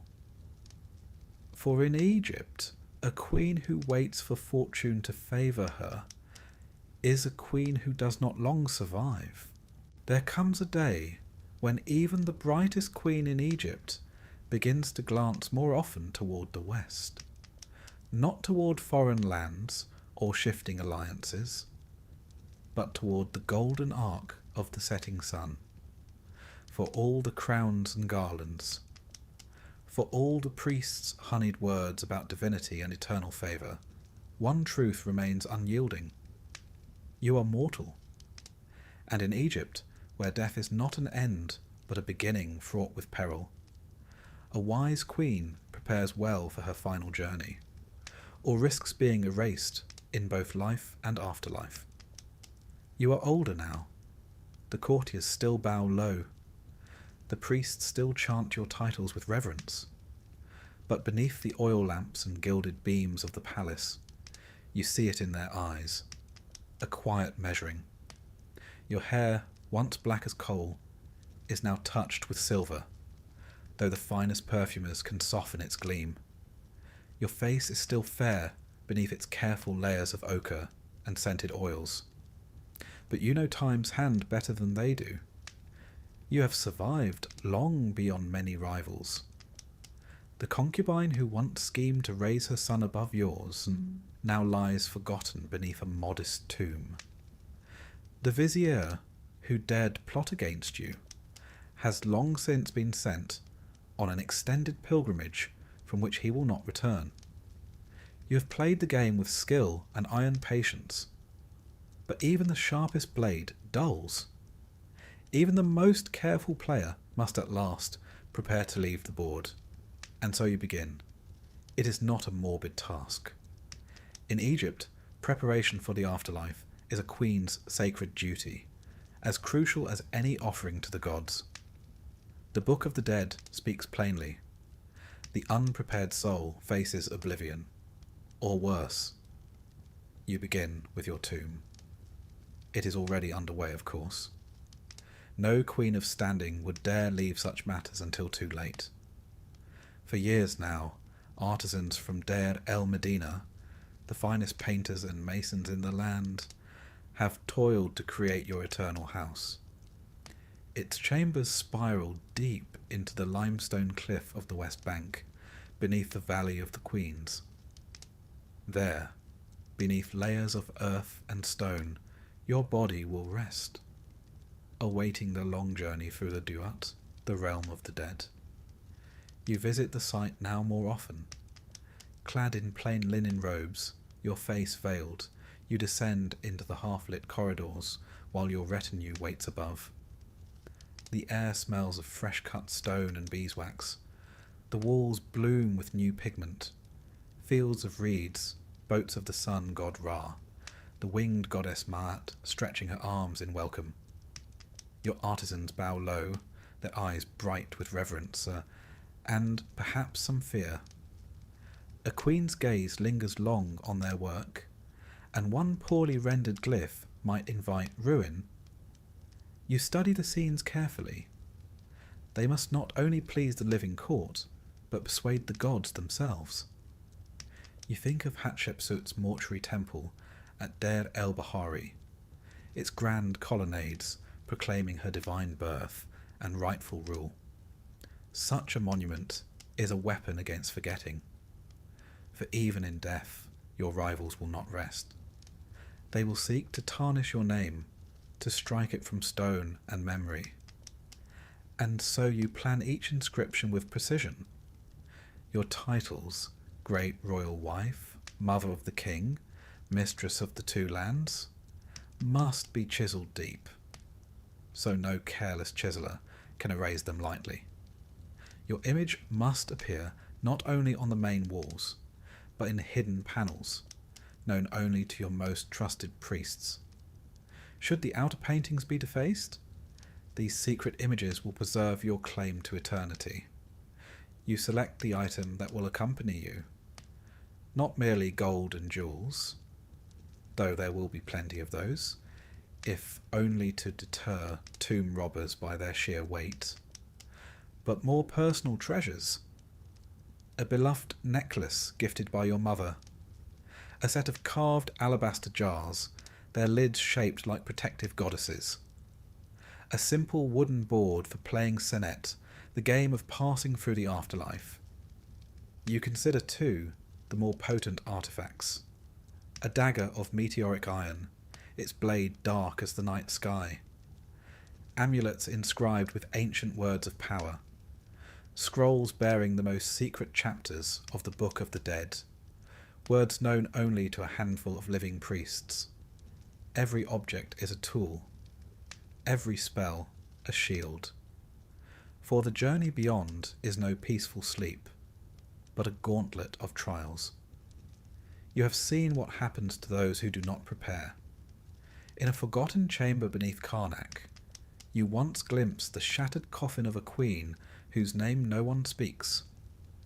Her sarcophagus had been cracked by rivals, her face and cartouches scraped away.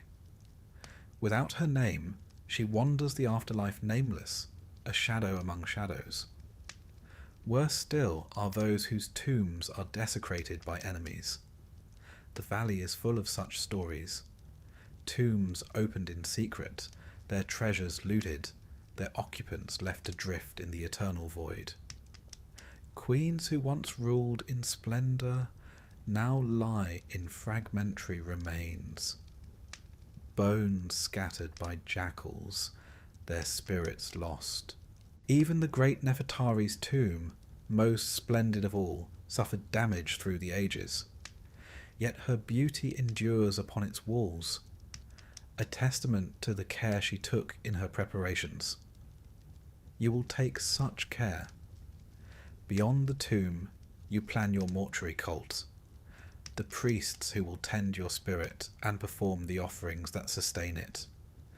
The king's favour ensures the best among them will serve you, but you secure their loyalty with gifts of land and silver, binding their interests to your eternal well-being. You commission stelae to be placed in the temples of Isis and Hathor, reminding future generations of your piety. If the royal court forgets you, the common people must not. The voice of a single farmer praying for your name may tip the scales when your heart is weighed in the hall of Ma'at. And your heart, it will be protected. Among your burial treasures, you order the finest heart scarab to be crafted, its spell clear and forceful. Do not stand against me at the weighing of the heart. You will not leave such matters to chance. As the years pass, you witness the truth of Egypt's oldest wisdom, that the living wage war upon the dead. You hear of rival queens' tombs ransacked, of priests bribed to neglect their cults, of names erased from the king lists. You take steps to guard against this. Trusted scribes prepared duplicate copies of your inscriptions to be hidden in remote sanctuaries. Loyal family members are instructed on the secret locations of your personal cache. Should the official tomb fall to time or treachery, your essence will endure. It is a strange fate, this double life of a queen preparing for death. You attend court as ever, your smile serene, your posture flawless. You preside over festivals, make offerings to the gods, advise your son the king with measured words. Yet in quiet moments, beneath the gilded trappings, you're already walking the shadowed path toward eternity. You oversee the carving of your canopic jars. Each lid must bear the correct goddess, Nephthys, Selket, Isis, Neith. Their protection is no mere symbol. Their vigilance is vital. You instruct the embalmers in secret preferences. The oils to be used, the linen to be woven with spells, the placement of the Shabti figures, tiny servants who will labour for you in the fields of the afterlife. And you compose a personal prayer to be recited beside your body at the final rites. It will speak of your love for Egypt, your loyalty to the gods, your worthiness in the eyes of Ma'at. Not all queens receive such care. The evidence is stark. Archaeologists have uncovered countless examples of queenly tombs whose sanctity was violated, mummies stripped of their wrappings, bones broken, names obliterated. Sometimes this was the work of common robbers. Often it was sanctioned from within the court itself. Hatshepsut's name was hammered from her monuments by her stepson. Nefertiti's fate remains one of Egypt's great enigmas. Some believe her tomb was deliberately hidden to prevent such desecration. Even in death, the game does not end. And so you plan, layer upon layer of protection and remembrance. A net of spells and offerings, inscriptions and hidden truths designed to anchor your spirit in the world beyond. You understand the stakes. The soul that is forgotten ceases to exist. The name that is not spoken fades into oblivion. And you have not spent a lifetime mastering this perilous world only to be consigned to the darkness. You prepare for death, but not for rest.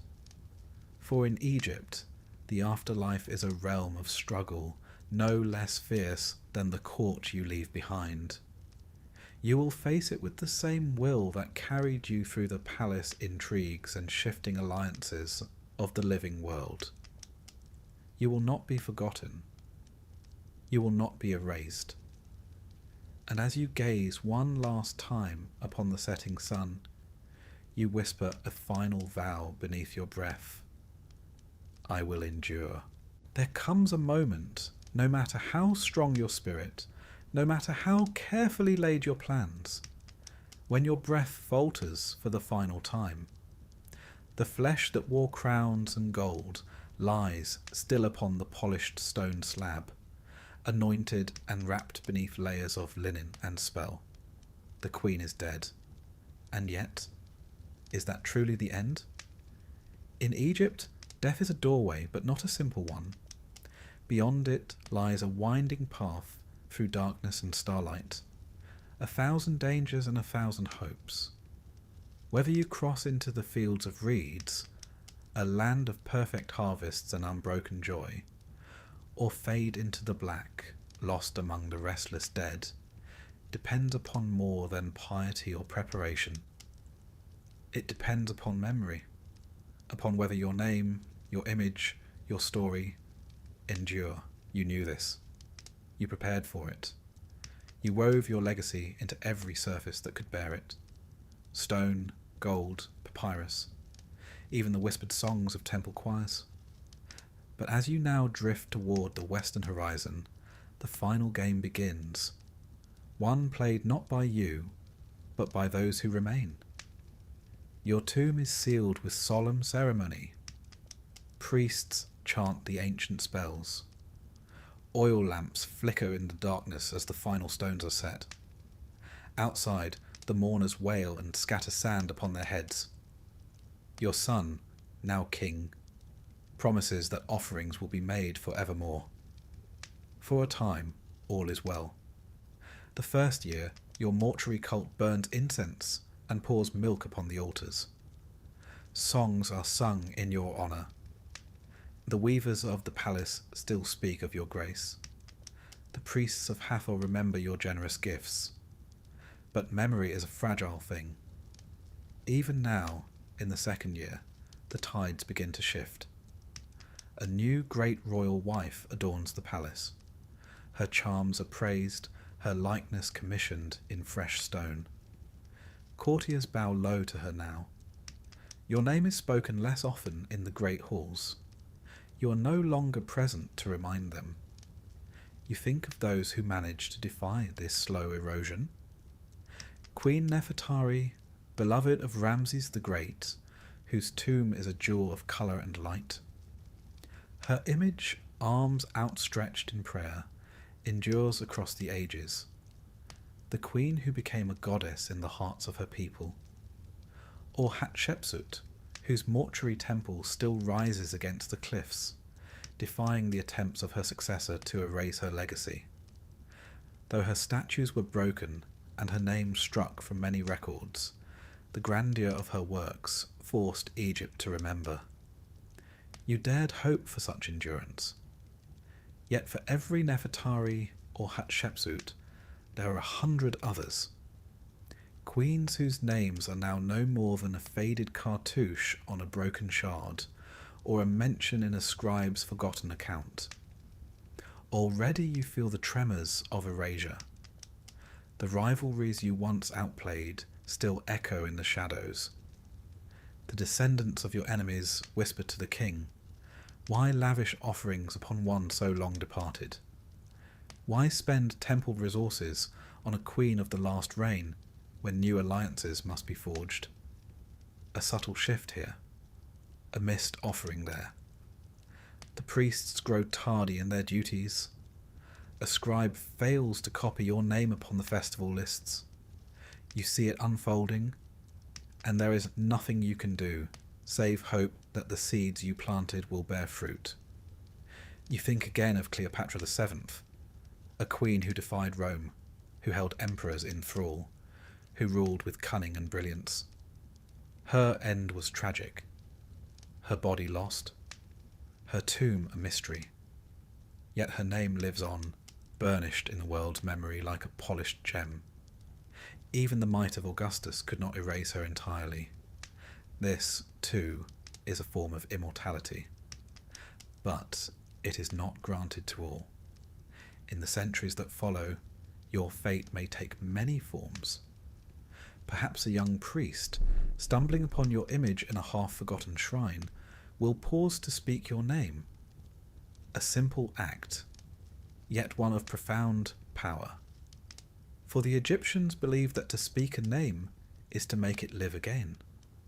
Or perhaps your tomb will be found by robbers in the dark of night. They will strip it of gold and ivory, leaving your carefully prepared body exposed to the dust. Your name may be scrawled upon a ledger, sold with your stolen jewels to the highest bidder. Worse still, perhaps an enemy, rising in a future court, will order your name erased entirely. The artisans will chip away your likeness. The priests will be forbidden to utter your titles. You will become one of the damned forgotten, wandering the afterlife, rootless and unremembered. And yet, even this is not the full truth. For Egypt is a land where the past lingers beneath every stone. Names thought lost have been found again. A cartouche buried beneath sand. A fragment of hymn preserved in a crumbling scroll. The archaeologists of this new age, strange priests in foreign garb, uncover the works of queens long vanished. They brush away the dust of centuries, read aloud the ancient words. And in that moment the old magic stirs again. Your voice may yet be heard. You reflect on this as the millennia unfold around you. Time, here, has no meaning. You drift between moments, glimpsing flashes of a world that has forgotten much but remembers just enough.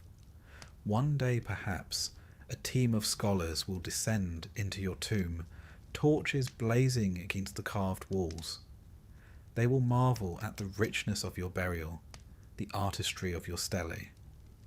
They will photograph your face, preserved by sacred oils and ancient skill. Your story will be told anew, perhaps with errors, perhaps with embellishments, but told nonetheless. This is the strange afterlife you inhabit now, a dance between fading and remembrance.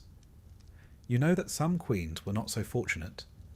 The tomb of Queen Mutnojmet, once adorned with scenes of royal triumph, was stripped bare. Her body left to moulder in obscurity. Her name nearly lost to history. Others fared little better. Tombs desecrated, bones scattered. Names ground from temple walls.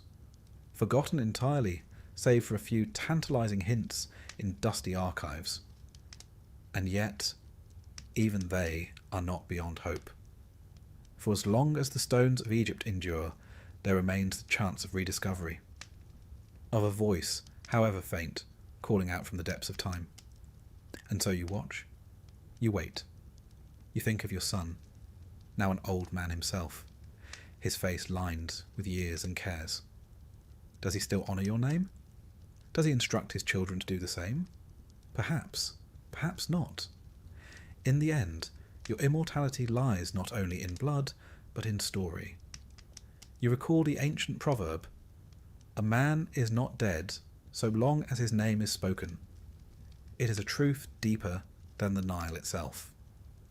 As the modern age dawns and the strange new scribes pore over ancient texts, you feel a flicker of hope.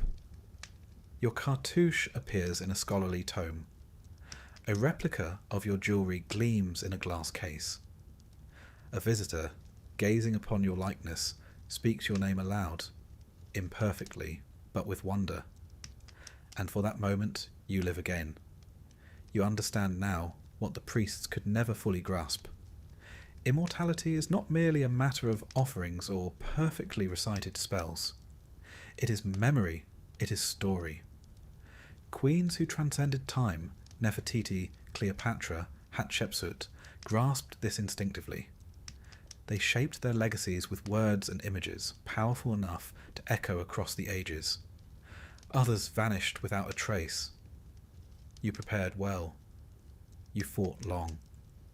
Whether you will endure as one of the remembered or fade among the forgotten, that now rests in hands beyond your reach. But as long as Egypt endures, as long as curious minds seek the whispers of the past, there is hope. And so, in this twilight realm between the living and the dead, you wait. Not for rest, but for remembrance. For you are a queen of Egypt. You will not be forgotten lightly. And should your name be spoken once more beneath the vaults of the stars, you will smile and walk again among the reeds of the eternal fields. This village doesn't have a name, or if it did, no one remembers it.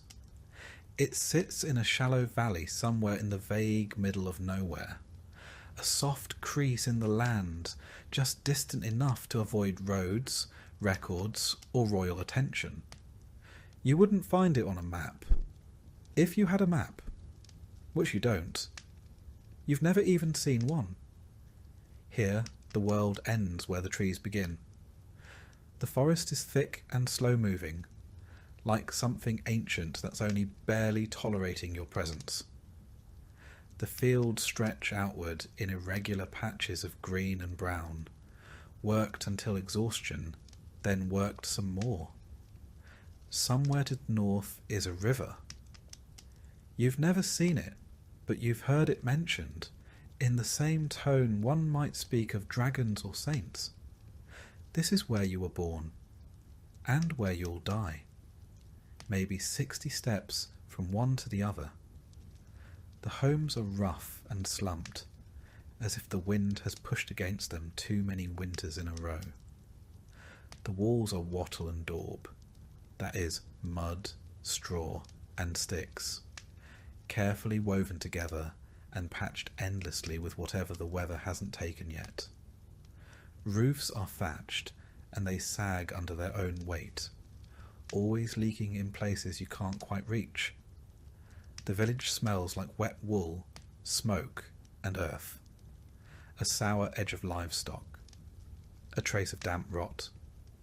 None of it surprises you anymore. It's the smell of living here. The road leading in is not really a road, just a muddy track where ox carts have worn a pair of grooves deep enough to collect rainwater and mosquitoes.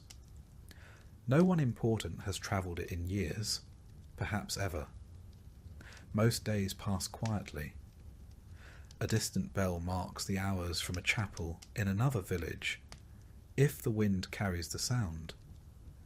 Otherwise you measure time by the position of the sun, or the depth of the shadows across the field, or the ache that settles into your spine before noon. There are maybe a dozen families here, enough to fill a small gathering on feast days. Everyone knows everyone. Everyone knows everyone's problems, and everyone politely ignores them until it's necessary not to. The village elder, if you can call him that, is a man named Tom, who once spoke to a monk, and now repeats that conversation as proof of his wisdom. No one questions it. Tom's hut hasn't collapsed. His goat seems healthy. That's as close to leadership as anyone requires. Nothing here is precise. There are no written records, no deeds, no land surveys. Boundaries are understood in terms of past the old elm, or where the ground gets soft. If there's a dispute, it's handled with a shrug, a short argument, and sometimes a loaf of bread passed back and forth until no one wants to keep fighting.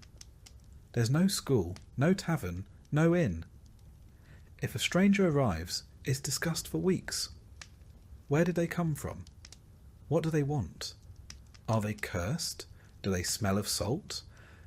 The arrival of someone new is both fascinating and mildly terrifying. And no one leaves. Not really.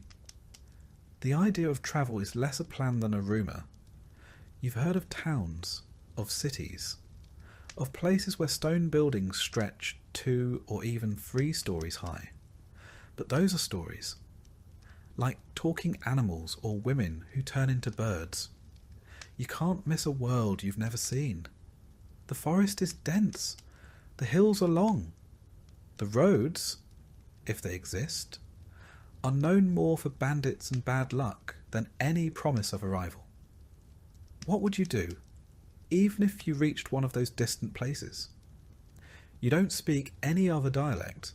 You don't carry coin. You don't know the customs. You don't even know how old you are. So you stay. There's safety in the familiar, even if it's hard, even if it's dull, even if the roof leaks and the well runs low and the same stew has been bubbling in the pot for 3 days. There's comfort in routine, in knowing where the firewood is, in knowing who to ask when your fence collapses, in knowing which patch of sky tells you when to bring in the sheep. You wake with the light. You sleep when it fades. You work in between. It isn't much, but it's life. And somehow, in the quiet rhythm of it all, there's a kind of peace. A kind that doesn't ask questions, that doesn't need to understand anything beyond what's visible from the top of the nearest hill. You might hear, once in a while, about a war, or a king dying, or a comet in the sky that scared a village 5 days' walk from here. But the news never seems to reach you directly. Just stories passed through too many mouths to carry weight. They lose their urgency somewhere between the merchant and the shepherd's cousin. Even time feels different here. Seasons don't shift cleanly. They bleed into each other. A damp spring becomes a wet summer. A hard frost turns into the kind of winter that chews through your boots. You don't count years. You count harvests, dry ones, wet ones. The bad one when the rye grew black with rot. The good one where the barley came in thick and heavy, and even old Marjorie smiled for a week. His steward does. He collects grain, asks questions, writes things down. You answer carefully, never with too much detail. He doesn't seem to like detail. You've never met the king. You're not entirely sure what he does, but you know his name, and you say it when you pray, just in case it matters. Because here, on the edge of the map, most things don't change, and when they do, it's usually for the worse. Still the hearth glows. The roof mostly holds. The pottage is warm. And tomorrow the same sun will rise over the same hills. And for now, that's enough. In your lifetime, you'll walk hundreds of miles, but almost all of them will be in circles. Most people in the medieval countryside never travelled more than a few miles from where they were born. Not because they lacked curiosity, or energy, or boots, though boots were often a luxury, but because the world beyond the next hill didn't really belong to them, and the idea of going to find it, that felt as far-fetched as flying. You grew up learning the names of every patch of land between your home and the edge of the field. You knew the shape of every tree stump on the path to the well. You could tell who had walked the road by the depth of their footprints in the mud. Everything beyond that started to feel theoretical. The next village over might only be 5 miles away, but it may as well have been a foreign country. You'd heard stories about it. Who married who stole a goat, who said the priest snored during Mass. But you hadn't seen it, and you likely wouldn't, because travel was dangerous. Not in the fun, thrilling way. In the quiet, exhausting, possibly fatal kind of way. Roads weren't well-kept paths lined with signs and travellers' inns. They were mostly muddy tracks through forests, fields, and long stretches of very empty, very silent land. No maps, no directions. Just vague advice like, go until you see the leaning pine tree, then left past the stone that looks like a sleeping pig. And on those paths there were things to worry about. First, the forest. Medieval forests weren't parks. They weren't romantic. They were dense, dark, tangled with roots, and filled with noises you couldn't always identify. Boars, wolves, people who didn't want to be found. If you weren't born into the woods, they didn't want you in them. Second, bandits. People with nothing to lose and no land to till. Travellers were vulnerable, especially if they looked even vaguely well-fed. A man walking with purpose might be assumed to have coin. A woman might be travelling alone because she had something worth stealing. You learned quickly that confidence wasn't armour. Third, getting lost. This wasn't a minor inconvenience. If you wandered off track, there was no one coming to find you. You couldn't follow a river downstream and hope for the best. You could go days without seeing another soul. Your body could disappear into the bracken like smoke.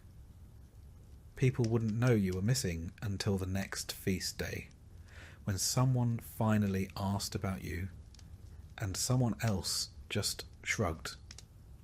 Then there were the practical concerns. If you travelled too far, who would tend your field? Who would feed the animals? What if the Lord Steward came by to collect a tax while you were gone? You couldn't explain absence to a man holding a ledger. Your duties didn't pause just because you were curious about what lay beyond the horizon. And even if you did make it to another village, what then?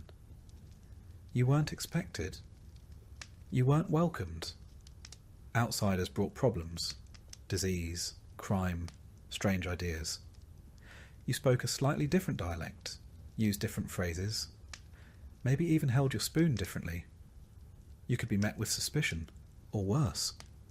Hospitality wasn't universal. Food was scarce, and beds were already full. The safest place was home. Not because it was particularly safe, but because it was familiar. You knew which part of the roof leaked, which chickens wandered too far, which neighbour might lend you a tool without asking too many questions. Out there, no one owed you anything. Still, people did travel sometimes. Not peasants usually, but merchants, monks, messengers. People with protection, or a purpose, or both. You might see them once or twice a year, coming through with carts full of wool or salted fish, trailing stories behind them like campfire smoke. They spoke of cities where buildings were made of stone, and shops sold spices, and people walked streets that didn't turn to soup every time it rained. It sounded impossible. You listened, but you didn't dream too hard. Because even if it were true, what would you do in a place like that? You couldn't read. You didn't own coin. You wouldn't know which customs were expected.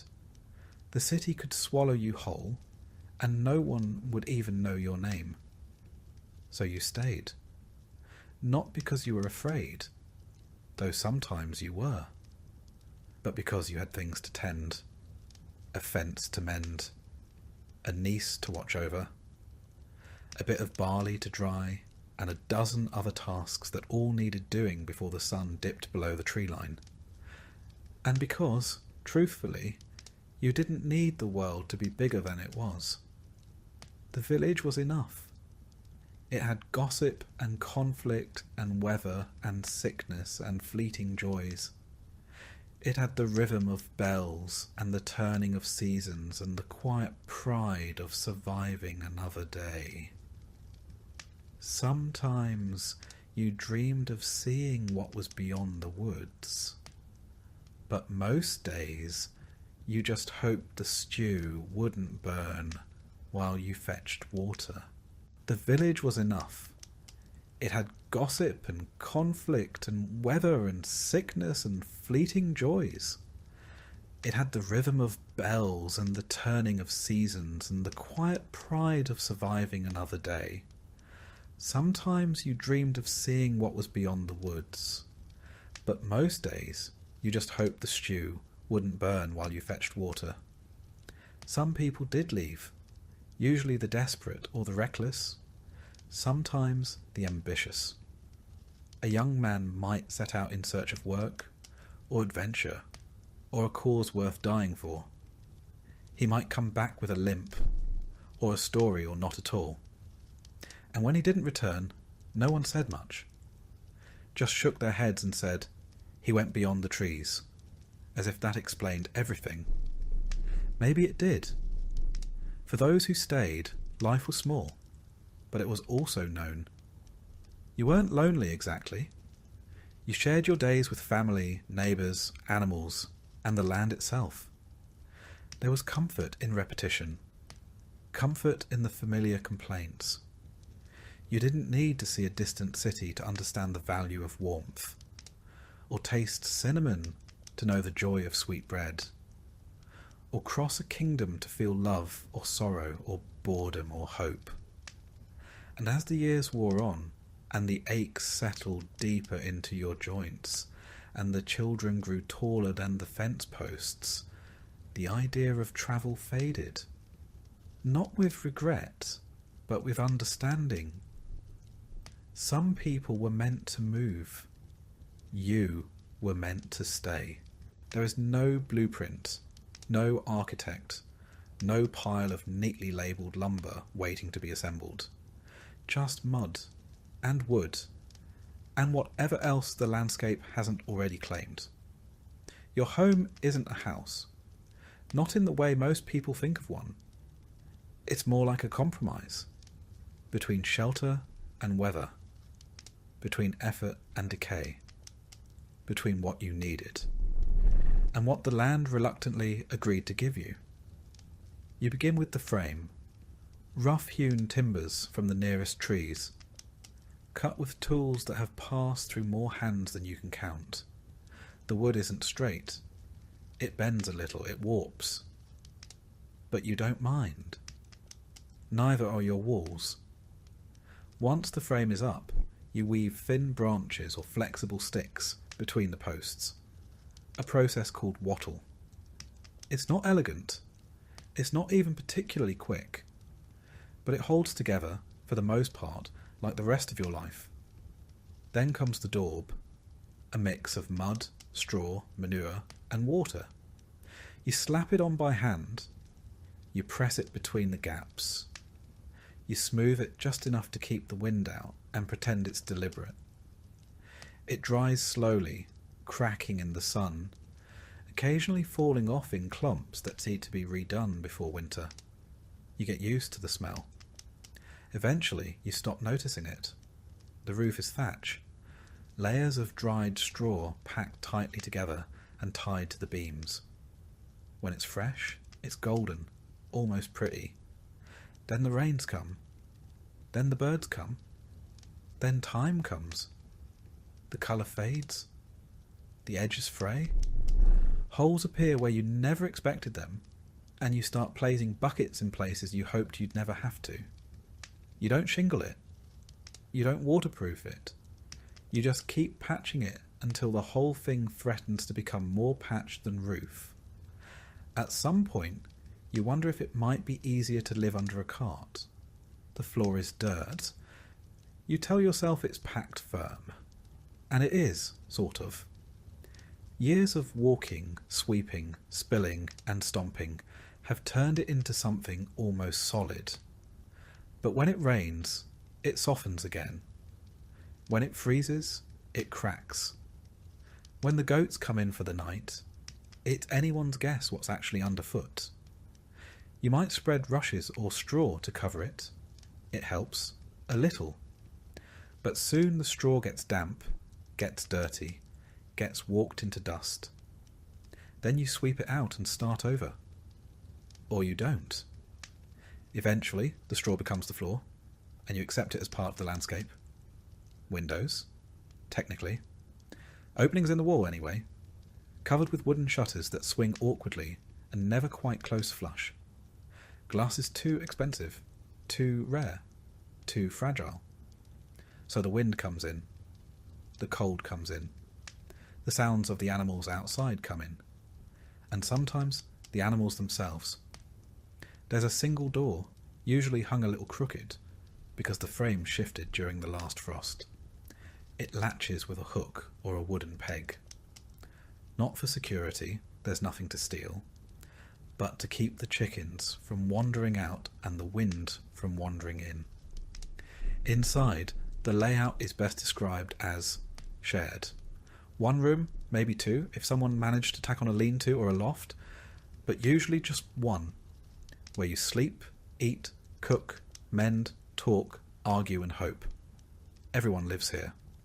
Parents, children, a cousin or two, a grandparent, maybe a neighbour's child whose parents are sick, or gone, or both. There's a hearth in the centre, built of stone if you're lucky, clay if you're not. The smoke rises through a hole in the roof. More or less, there's no chimney. The air inside is always smoky, always a little warm, a little damp, and always carrying the quiet scent of stew that's been reheated one too many times. Furniture is limited. A table, a bench, maybe a stool, a chest, if someone in your family was unusually good at carving or very lucky in marriage. Beds are wooden frames stuffed with straw or feathers, often shared, usually squeaking. Blankets are wool. Heavy, rough, never quite dry. There's storage in the rafters. Garlic, onions, herbs, maybe a small ham if the pig was kind that year. You can smell the difference between early winter and late spring just by the air above your head. Sometimes it's comforting. Sometimes it's a reminder of how close you are to running out. Animals are part of the household, literally. The cow might sleep in the same room, off in the corner. Chickens too. A goat. It isn't ideal. It isn't sanitary. But it's warm. You learn to tune out the clucks and the shuffles and the occasional startled bleat in the middle of the night. They're part of the background noise, like wind in the thatch or the slow settling creak of the walls. Nothing is level. The floor dips, the roof slants, the walls bulge slightly like the whole place is breathing in and out with the seasons. You fix what you can. You ignore what you can't. Every spring, you swear you'll repair the back wall. Every autumn, it's still leaning. It's not a house built to last. It's a house built to get through the next storm. And yet, for all its flaws, and there are many, it's home. You know where the cold comes in and how to block it with an old sack. You know which roof beam you can hang the pot from, and which one creaks when someone stands too close. You know how the light falls through the slats in the afternoon, and where the dog curls up to sleep. When strangers pass through, they see poverty. You see effort, reuse, resourcefulness. A roof that hasn't yet collapsed is a victory. A fire that still burns at dawn is a blessing. A dry corner is worth more than gold. And when you lie down at the end of the day, surrounded by snores and silence and smoke and straw, you feel a strange kind of comfort. Not pride exactly, but presence. This is your space. It bends. It leaks. It shifts in the wind. But it's held. And so have you. For the average medieval peasant, food was not an experience. It wasn't colourful or diverse, or even all that warm. It was closer to a daily problem that had to be solved again and again, using the same pieces and the same tired hope that something edible might come of it. Your kitchen, if you could call it that, was a corner of your single-room home near the hearth. There was no pantry, no shelves lined with ingredients, no carefully hung herbs in a sunny window. There was just a pot, a fire, and a short list of things you hoped hadn't spoiled. At the centre of nearly every meal was pottage, a kind of eternal stew that lived in the pot and never fully stopped cooking. It was never entirely new and never entirely gone. You added to it during the day. You skimmed it at night. You kept it warm through the seasons and prayed nothing strange grew in it when your back was turned. The ingredients depended on what you had, which usually wasn't much.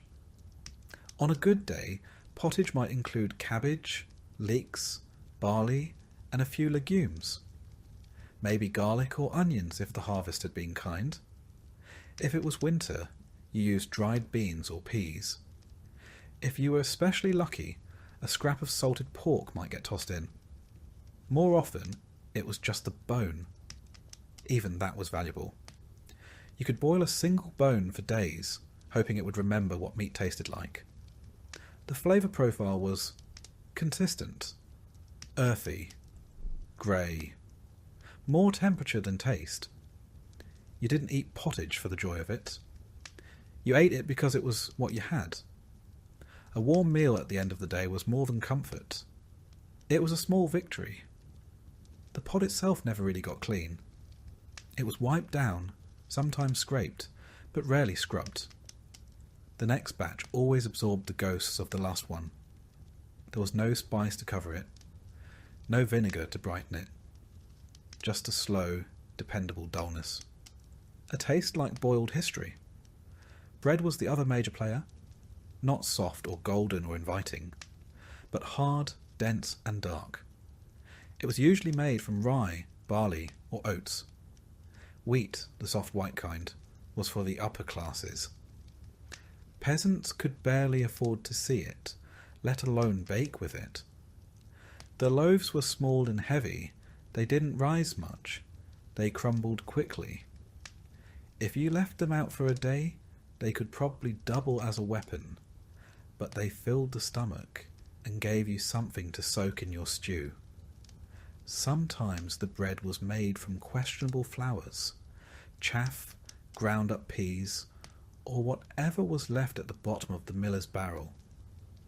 In hard times, people used bark, not metaphorically.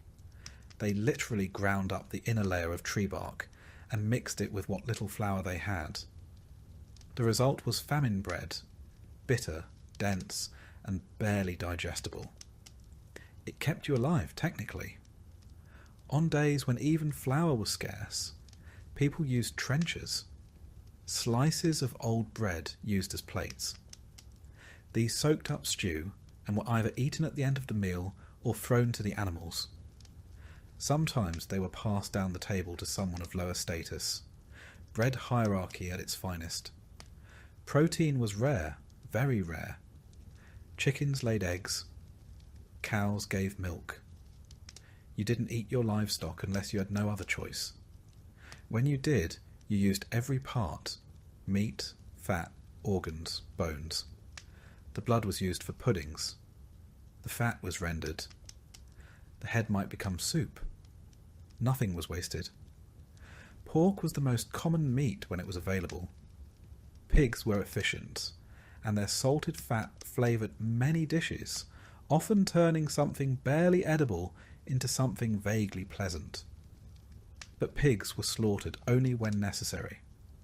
A whole pig meant weeks of planning, salting, hanging, boiling, and storing. Fishing was an option if you lived near water, but even that came with restrictions. Many rivers and lakes were controlled by lords, and a fishing without permission could earn you a fine or worse. When you did fish, it was for eels, small river fish, or anything that wouldn't immediately rot. Salted herring, if you could get it, was a prize.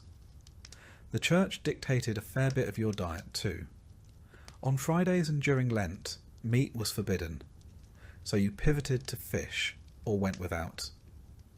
In more creative times, beaver tails were classified as fish, a theological workaround that few questioned because it meant having something to eat. Milk was common, but also fragile. You had to use it quickly or turn it into cheese or butter. Butter was a luxury in some homes, used sparingly.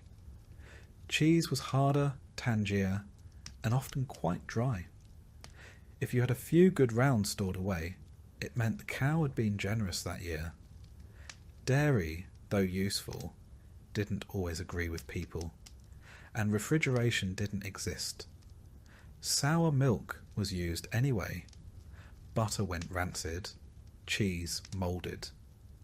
You just cut around the worst bits and hoped your stomach was stronger than the bacteria. Drinks were simple. Water was unreliable, often unsafe to drink, depending on the season and what upstream neighbour had been careless. So, ale was the default. Weak ale, known as small beer, was brewed in homes and drunk by everyone, including children. It had low alcohol, just enough to kill bacteria and dull the edges of thirst. If you had access to apples or pears, you might make cider. Wine was for the clergy and nobility. Mead was rare. Milk was for the young and the sick. Otherwise, it was ale with breakfast, ale with lunch, and ale to help forget that tomorrow would taste exactly like today. Vegetables formed the bulk of your diet. Cabbage, onions, garlic, turnips, leeks. Carrots, though not the orange ones we know now. Medieval carrots were white or purple. Most were grown in small gardens, tended carefully, and eaten root to leaf. Nothing was wasted.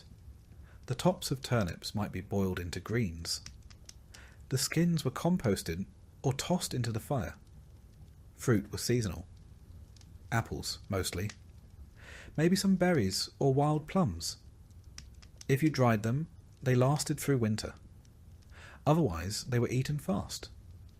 Preserving was difficult. Sugar was nearly impossible to afford. Honey, if you had bees, was a treasured sweetener. Otherwise, your pottage stayed savoury, in the loosest sense of the word. Herbs were grown when possible. Parsley, sage, dill, mint. They weren't used for flavour so much as medicine or tradition. Some herbs were thought to protect against illness. Others kept pests away. Occasionally, they even made things taste a little better. But that was a happy accident, not the goal. Meals were eaten together, on benches, around the fire. There were no courses, no recipes, just a pot, a hunk of bread, and the hope that there would still be something left tomorrow. You didn't complain. Complaining didn't make the stew thicker. If you had a feast, a wedding, a harvest festival, a saint's day, you might roast a bird or bake a pie. Not the flaky, buttery kind. A medieval pie was more like a sealed box, made of hard dough to hold a meat filling, often heavily spiced if spices were available, which they usually weren't. You might flavour it with pepper, ginger, or cinnamon, if someone had traded well. Most days weren't feast days. Most days were quiet. You scraped your bowl, you soaked your bread, you drank your ale, and you leaned back, full enough to get through the evening, if not exactly satisfied. There was comfort in repetition, in knowing what the pot would taste like, in knowing how much bread was left, in watching the same hands prepare the same meal by the same fire, as the wind whispered through the cracks in the wall, and the animals shifted in their sleep. The stew boiled, the bread cooled, and you once again had enough. If you were a medieval peasant, you didn't own much. You might have a patch of land, a few tools, a couple of animals, a crooked house you built with your own hands, but none of it, technically, was yours. It all belonged to the Lord, not a king, not someone mythical or distant, just your local landholder, the one who lived up the hill in a slightly less crooked house, with slightly better food, and a roof that probably didn't leak. He owned the land, which meant he owned everything on it, including, in a sense, you. You were what was called a villain. That's not an insult. It's a category. You worked the land, but you didn't own it. You were bound to it. You couldn't leave without permission. You couldn't pass it on freely. You owed labour, goods, and deference. You weren't a slave, but you weren't exactly free either. Your relationship with the Lord wasn't built on conversation. It was built on obligation. You didn't talk to him. You talked to the steward, the man who managed his lands, and more importantly, kept track of what everyone owed, and you owed a lot. Let's start with labour. A few days a week, sometimes more during harvest, you were expected to work the Lord's fields instead of your own. This was called corvée labour. You got nothing for it, no payment, no thanks. Just the knowledge that, somewhere in the manor house, someone ate because of what you did. You also owed taxes, and they came in many shapes. A portion of your grain, a share of your wool, a chicken here, some eggs there. If you brewed ale, you owed ale. If you had a pig, you owed bacon. If you managed to catch fish, guess who owned the river? The taxes didn't end with food. If you used the mill, you paid a fee, even though the mill was the only way to grind your grain, even though the Lord owned the mill and set the price. You might be tempted to grind it by hand, but doing so was often illegal, punishable by fine or worse. Because the Lord didn't just want his share, he wanted control. Same with the oven. Many manors had a communal oven, one you paid to use. If you tried baking at home and the steward found out, there could be consequences. You learned to do things the official way, even if it took longer, cost more, and made less sense. And then there were the fees. Want to get married? Pay a fee. Want to inherit your father's plot? There's a fee. Want to move to another village? First, ask permission. Then, you guessed it, pay a fee. Your livestock. Taxed. Your tools. Sometimes taxed. Your ability to breed without permission. Barely untaxed. And what did you get in return? Well, the Lord was supposed to protect you, in theory.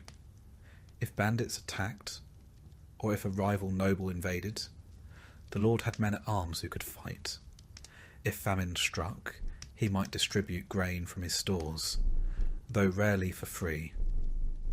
And if you had a legal dispute, say, your neighbour's goat wandered into your garden and refused to leave, the Lord's court might settle it. Again, not for free. This was feudalism, a system of obligations and hierarchy wrapped in the language of loyalty and protection. In practice, it was a system of ownership. The land was everything. Those who owned it ruled. Those who worked it obeyed. The manor itself stood apart from the village, sometimes literally on higher ground. It might be made of stone or timber, larger than any peasant's home, with a roof thatched so thick no wind dared enter. Inside were tapestries, tables, servants, and the Lord, of course, wearing wool lined with fur, eating meals you couldn't imagine, and thinking very little about you. He might not know your name, but he knew your numbers. How much barley you owed this year. How many eggs you'd promised. Whether your son had reached the age where he could be added to the labour rolls. Everything was recorded. Not by you couldn't read, but by the steward, the reeve, the bailiff. Men with wax tablets or bits of parchment who came around with questions you learned to answer carefully. And if you didn't meet your obligations, there were punishments. Fines, usually, more goods taken, days added to your labour. In extreme cases, your tools could be confiscated, or your land reclaimed, or your house, your goats, your dignity, all of it, gone. You didn't resist. Resistance wasn't rebellion. It was foolishness. But here's the strange part. The system worked. Not because it was fair, but because it was stable. It had rules, predictable if harsh. You knew what you owed. You knew what was expected. There was no guessing, no sudden surprises. Just a steady, grinding rhythm of give, give, give. And occasionally, just occasionally, the Lord would give something back. A feast day where food was distributed. A holiday where labour was waived. A kind word, perhaps, spoken from horseback. Not enough to balance the scales, but enough to keep things from tipping. The relationship was never friendly, but it was enduring. Your lord might be young or old, kind or cruel, present or distant, but he was always above. You didn't question that. You bowed when he passed. You removed your cap. You used the right words, not because he deserved it, but because you didn't want trouble. And maybe, deep down, because a small part of you still hoped that one day you might be noticed, rewarded, lifted, even just a little. It almost never happened, but that's how the system stayed alive. Not just with fear, but with the faintest suggestion of hope, that if you worked hard enough, obeyed long enough, prayed loud enough, something might change. Meanwhile, the steward kept walking, the reeve kept writing, the mill kept grinding, and you kept digging your hands into the soil, year after year, season after season. There was no retirement, no bonus, no upward mobility, only the quiet knowledge that you had fulfilled your role. You had done what was asked. You had made it through another year under the weight of someone else's title. And as long as the Lord was pleased, you were allowed to go on living. Long before the Black Death swept across Europe and etched itself into history books, medieval peasants were already well acquainted with sickness. Not the kind of illness that came and went with the seasons, though there was plenty of that too, but the slow, constant presence of something always waiting to go wrong. Infection, fever, wasting, swelling, coughing. Disease wasn't an event. It was a feature of life. You didn't need a continent-wide catastrophe to be laid low. All it took was a small cut, a single flea, a bit of water that looked clear but wasn't. And unlike weather or taxes, illness didn't follow rules. It arrived without warning, and it rarely left quietly. There were no hospitals. Not really. If you were lucky, your village had a wise woman, maybe a midwife, someone who knew which herbs to boil and which ones to burn. If you were extremely lucky, there might be a monk nearby, literate, well-meaning, and slightly more effective than random prayer. But for the most part, when you got sick, you stayed home. You lay in bed, you sweated through your shirt, and you hoped. Most people didn't understand what caused disease. The word germ hadn't been invented yet, Microscopes were centuries away. What you had were theories, old ones, confusing ones, and often wrong ones. Some believed in miasma, bad air that carried disease through smell. If a village reeked of rot, manure and smoke, it was assumed to be dangerous, which, in a way, was correct, but not for the reasons people thought. To combat the bad air, people stuffed herbs into their clothes, carried flowers in their sleeves, or walked around with vinegar-soaked rags pressed to their faces.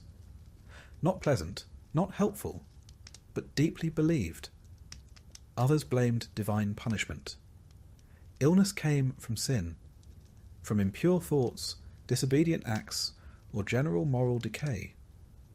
If your child fell ill, it was a test. If your crops failed and then your body failed, it was probably your fault. Or your neighbours, or both.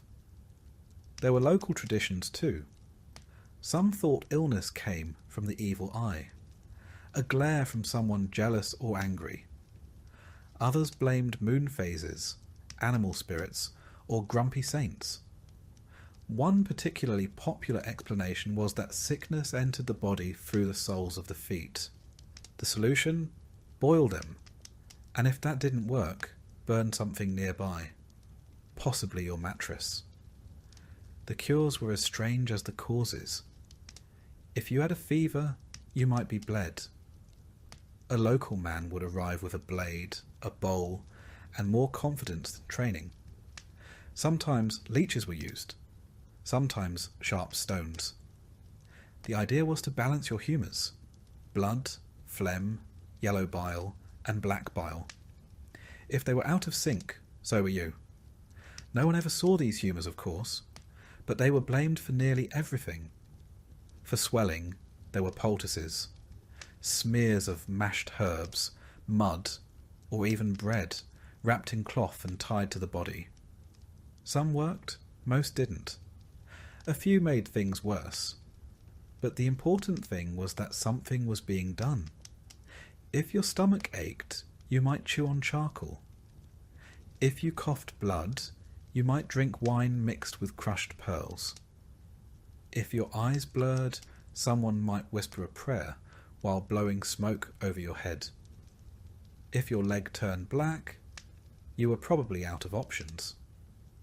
And then there were the plague amulets, bits of metal or bone worn around the neck, sometimes inscribed with protective words, sometimes blessed by a priest.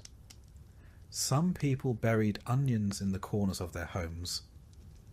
Others hung garlic above the door. One popular remedy was to tie a live chicken to the infected area and hope the illness transferred to the bird. It rarely did, but hope was in short supply, and people clung to whatever they could. Sickness was isolating, but not in the way we think of now. You didn't quarantine, you didn't call for help, you just tried to work until you couldn't. When that moment came, you lay down, and others carried on. Children were fed, animals were fed, you were given broth maybe, and a few murmured prayers. Sometimes illness passed. The fever broke. The swelling went down. You walked again, slowly, with a new limp and a deeper respect for warm soup. Other times it didn't, and your family lit a candle. Plague, in the broader sense, wasn't always the dramatic kind that left bodies in carts. More often, it was a slow infection, skin turning dark, limbs swelling, a cough deep enough to rattle the walls. Smallpox, leprosy, dysentery. Even the flu could sweep through a village and leave half the population in bed. There were no case numbers, no charts, just stories. A traveller from another village said the cough had started there last week, or someone heard that 3 children had died near the river. You paid attention. You started boiling more water. You left herbs under the door. You kept your distance, even if no one said why. Death was not always feared, but it was recognised. People knew when it was near. They knew the signs. Breathing that slowed, skin that cooled, eyes that turned dull. There were prayers for the dying, soft ones, whispered by firelight. When the Black Death finally did arrive in the 14th century, it hit with a violence that dwarfed everything before it. But by then, the world was already familiar with sickness. The idea that you could be well in the morning and gone by night was not new. It was just happening more often. The plague came in waves, and each time it returned stronger, stranger. Buboes swelling in the neck and groin, fever that stole the mind, blood that darkened and bubbled. People died in days, sometimes in hours. Entire villages vanished. Fields went untilled. Bells rang too often. Some peasants tried to flee, but disease travels faster than feet. Others turned to religion, doubling their prayers, whipping their backs, promising to live better if they were spared. A few turned to violence, blaming outsiders, blaming sinners, blaming anyone but the wind. The church offered explanations and comfort and burial. Monks died in droves. Priests vanished. In some places, death became so common that the funerals were skipped. Bodies were buried in mass graves, often without names. And yet, life continued. People learned how to survive around sickness. They accepted it the way they accepted hunger or cold, not joyfully, but with a kind of tired resilience. They cleaned their homes more often. They shared herbs. They whispered new prayers. Some believed that surviving one sickness gave them protection against the next. Others didn't believe at all, but they got up anyway and milked the cow. Children grew up learning which plants to avoid, which ones to chew, and which ones to boil until they stopped smelling like feet. They knew how to wrap a wound, how to wait out a fever, how to tell when someone wasn't going to get better, and when you should stop hoping. And through it all, they didn't stop living. They married, they harvested, they shared meals, such as they were. They sat by the fire and retold stories of the last illness and the time someone's grandfather survived a winter fever with nothing but garlic water and stubbornness. Plague wasn't the end of the world. It was just another part of it. And for those who endured, survival became its own kind of resistance. A quiet, stubborn refusal to go quietly. A belief that tomorrow would come. And if it didn't, someone else would remember your name. Or at least the way you always added rosemary to the broth. Night in the medieval countryside wasn't peaceful. It was silent in the way a cave is silent, full of creaks, distant sounds, and the kind of quiet that makes you notice how loudly your own body exists. The day ended when the light failed, and everything that wasn't already put away had to be dealt with quickly. Because once darkness fell, the world shrank to the size of your hearth. There was no artificial light, no candles burning freely into the night. Wax was too valuable. If you had a tallow lamp, it was reserved for emergencies or religious devotions. Most nights, the fire dimmed, the coals glowed softly, and that was all. And so you slept. But not in the way we think of sleep. Not in a single, unbroken stretch. Sleep in the Middle Ages came in 2 acts. First sleep, then a waking period, and finally a second sleep. This rhythm wasn't accidental. It was how people adapted to the long, lightless hours between dusk and dawn. You would drift into your first sleep not long after nightfall. The fire would be banked, the animals would have quieted, children would be hushed, The home, one room, maybe two, would stretch out into stillness. If you had a mattress, it was stuffed with straw or feathers, possibly lumpy, often shared. If you didn't, you slept on woven rushes or directly on the earth, softened only by habit. Everyone slept together. Family, relatives, even servants, all in one shared space. Not out of closeness, but out of necessity. It was the only warm room in the house.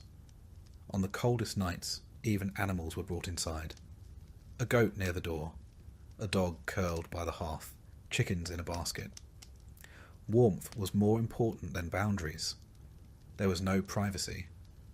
The idea of sleeping alone was associated with punishment, not comfort. The rich might afford solitude. Everyone else just made do. You turned to face the wall. You stuffed straw in your ears. You shared blankets. You breathed in each other's breath. And if someone snored, and someone always did, you got used to it. First, sleep lasted a few hours. Then, almost like clockwork, people would wake. It wasn't disturbing. It was expected. During this time, often around midnight, the world was still and quiet. Some people prayed. Others stirred the coals. Some used the chamber pot or stepped outside into the freezing air. Some reflected. Others whispered. It was a time of dreams too, vivid ones. People believed this midnight space opened a thin veil between the living and the dead, between the sacred and the mundane. If you dreamed during this waking interval, you remembered it, and you talked about it the next morning, not in passing, but as something that mattered. Eventually, the second sleep began, deeper, slower. This was the sleep that healed, or tried to. It was when the aches faded slightly, when the day's blisters cooled. If you were lucky, it was uninterrupted. If you weren't, you simply lay still and waited for dawn to give you an excuse to rise. The home didn't go silent at night, not entirely. The fire crackled. Wind whispered through the thatch. A baby might fuss. A cow might shuffle its hooves. Sometimes the night was broken by coughing, the wet, rattling kind that never seemed to end. And everyone noticed, but no one said anything. It was understood. The fear of the dark was real, and not irrational. The night carried real dangers, both imagined and entirely physical. Wolves, for instance. In some regions, their howls came close enough to the village to raise hairs on the back of your neck. They weren't just creatures of legend. They were real and hungry. Then there were thieves, rogues, strangers, fires that started from a careless coal, roofs that groaned under snow, and less explainable things.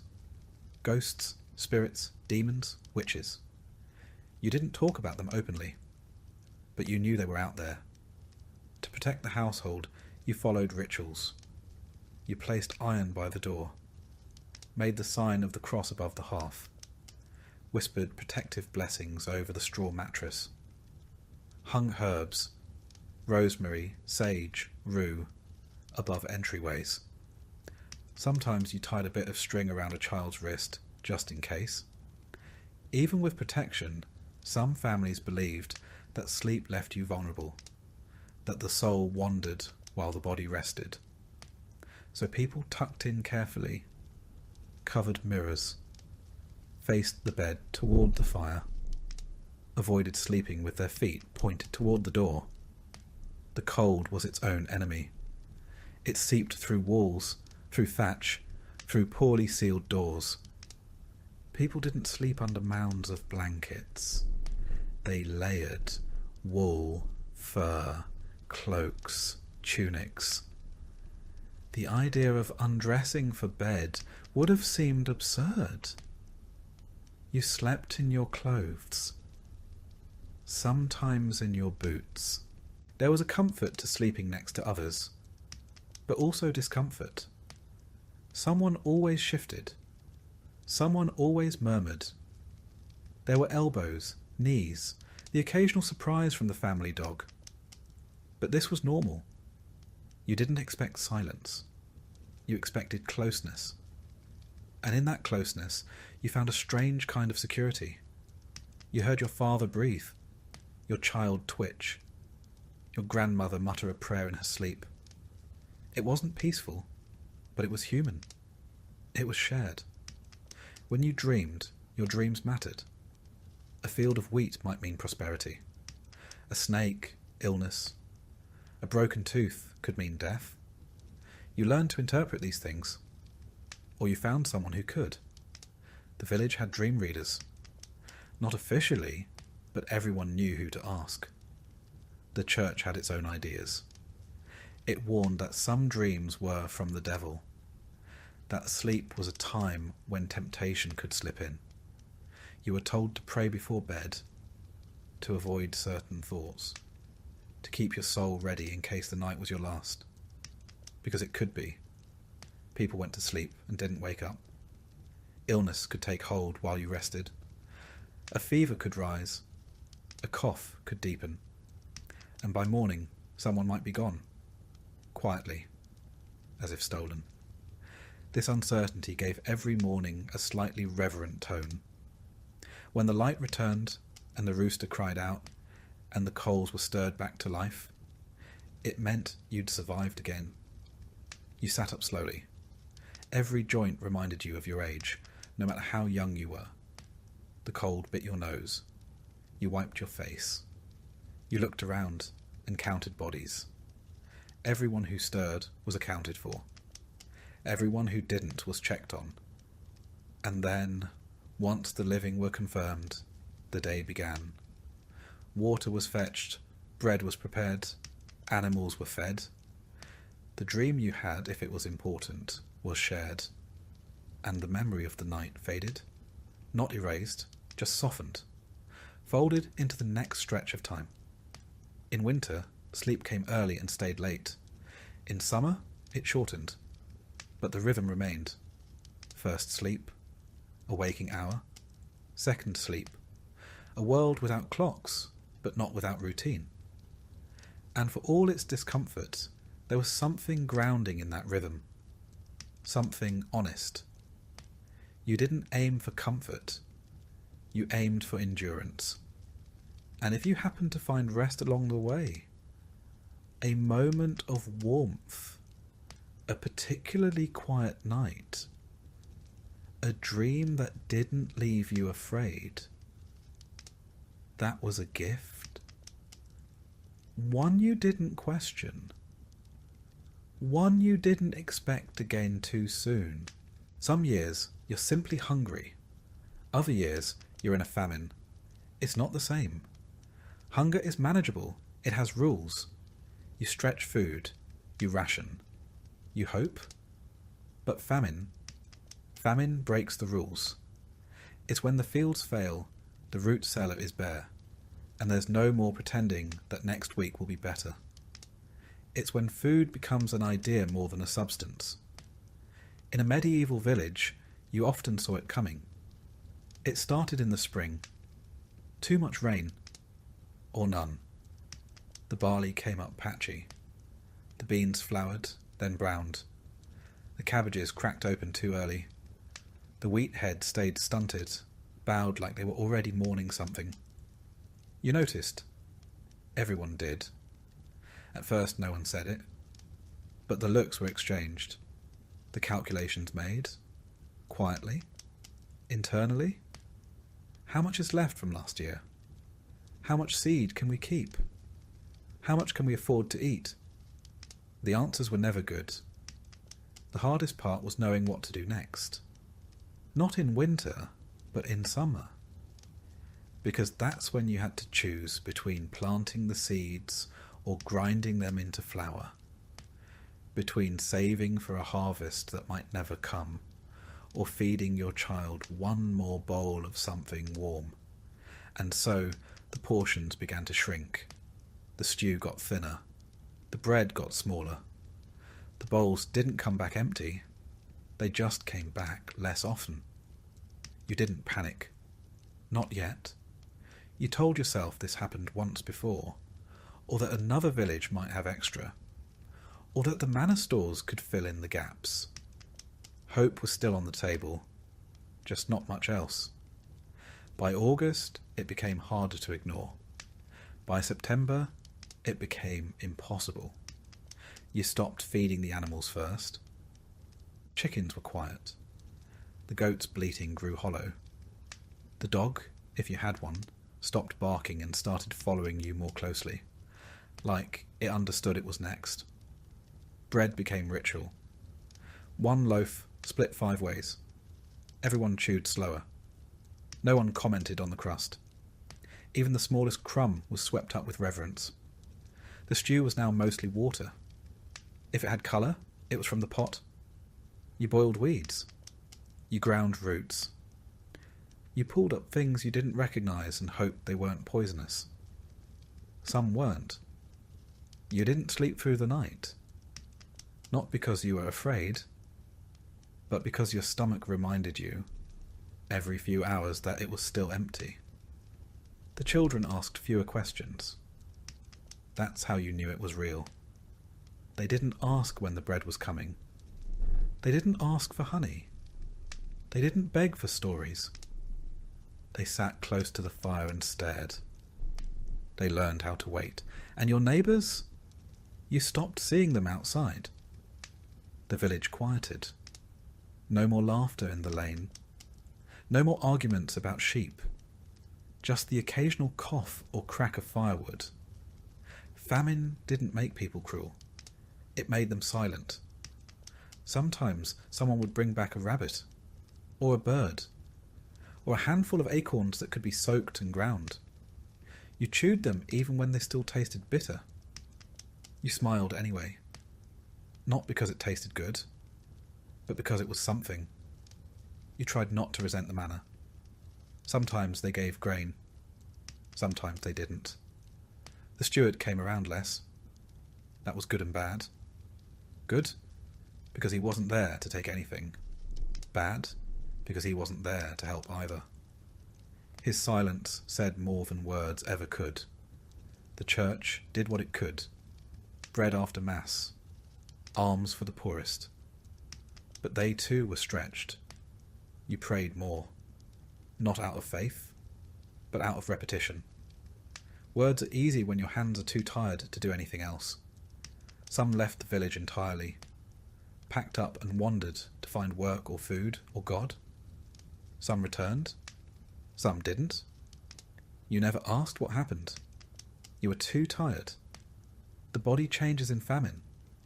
You feel your ribs first, not from the outside, but from within, like they're too close to your skin. You stand up slower. You bruise easier.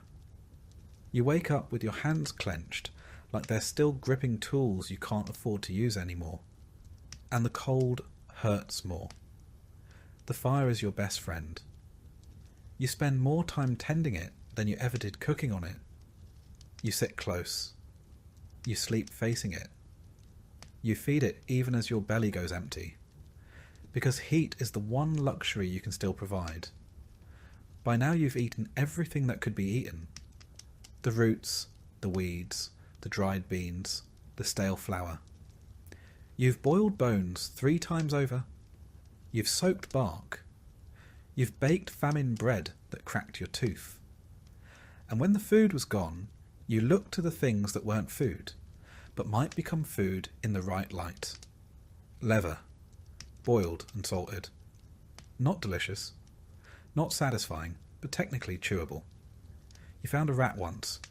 You didn't scream. You thanked God. Then you hid it. Cooked it alone, told no one. You still feel guilty. But you don't regret it. The dreams become strange. You dream of feasts. Tables full of roast and bread and wine. You wake up chewing your tongue. You dream of boiling things over and over, even though you haven't boiled anything in 3 days. You dream of animals coming back, of green shoots breaking through snow. You dream of your childhood, when hunger was simpler, And some nights you dream of being full. You wake from those crying. The graveyard grew slowly at first, then quickly, then too quickly to keep up. You knew someone had died when the church bell didn't ring. It meant there weren't enough hands to lift the rope. The grave was shallow. The prayer was short. The mourning was silent. Everyone had their own hunger to manage. You wanted to mourn, but you couldn't afford the emotion. You held it back, like everything else. Then, like every famine, it ended. Not suddenly, but steadily. Rain came, and it stayed. The ground softened. Seeds germinated. Plants reached up, weak but real. You had enough energy to hope again. You saved the first harvest for others.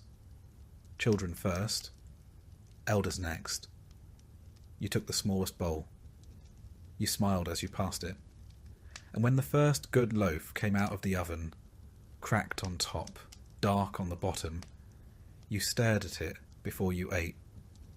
You remembered every day you went without, every trick you used, every lie you told to spare someone else. You ate slowly, and this time it filled you. By the time you could walk, the church had already marked you. It had taken your name at baptism, blessed your breath with Latin you'd never understand, and stitched your soul into a system that extended far beyond your village. You belonged to the church not because you chose to, but because there wasn't another option. In the quiet corners of your life, those dim early mornings before the fire had caught, those wet nights when the wind howled through the shutters, you felt its presence like gravity. It didn't just exist beside your life. It organised it, judged it, taxed it, forgave it, and defined what came after it. The church wasn't a place you visited. It was the air around you, the road beneath your feet, the rhythm of your year. It was the voice that murmured over your grave, and the one that whispered about it decades before you got there. The village priest, often the only person who could read, was not just your confessor. He was also your calendar, your counsellor, and the nearest thing to an oracle you had. He held the mysteries of the sky and the stories of the saints, and knew why a pig might die or a storm might come. He walked through the village like a man carrying both blessing and threat in his robes. You brought your sins to him in whispers, hoping he wouldn't look disappointed. You tried not to think about what he knew. You saw him at birth, marriage, and death, three of the only guaranteed ceremonies of a peasant's life. And in between, he spoke for a God you feared more than you loved, because love, you were told, required obedience. Latin was the language of the Mass, and it might as well have been a spell. You stood in the church beside your family, feet numb from cold, listening to words that never belonged to you. You didn't know what the priest said as he lifted the bread, but you believed, or tried to, that something invisible had happened. That the bread wasn't bread, that the wine wasn't wine, that the murmuring of words and gestures could move the divine. You didn't speak the words, but they moved through you anyway. You mouthed along where you could. You crossed yourself when the others did. You learned the rhythm of holiness like someone learns the path to a well, without understanding every step, only that you needed it. The church told you when to fast and when to feast. It carved the year into sacred pieces. Lent, Advent, Epiphany, All Saints. You didn't say March or April. You said after Easter or near St. Michael's. It told you what you could eat, when you could eat it, and how guilty you should feel about enjoying it. 40 days without meat before Easter, followed by a feast so rich it made you dizzy.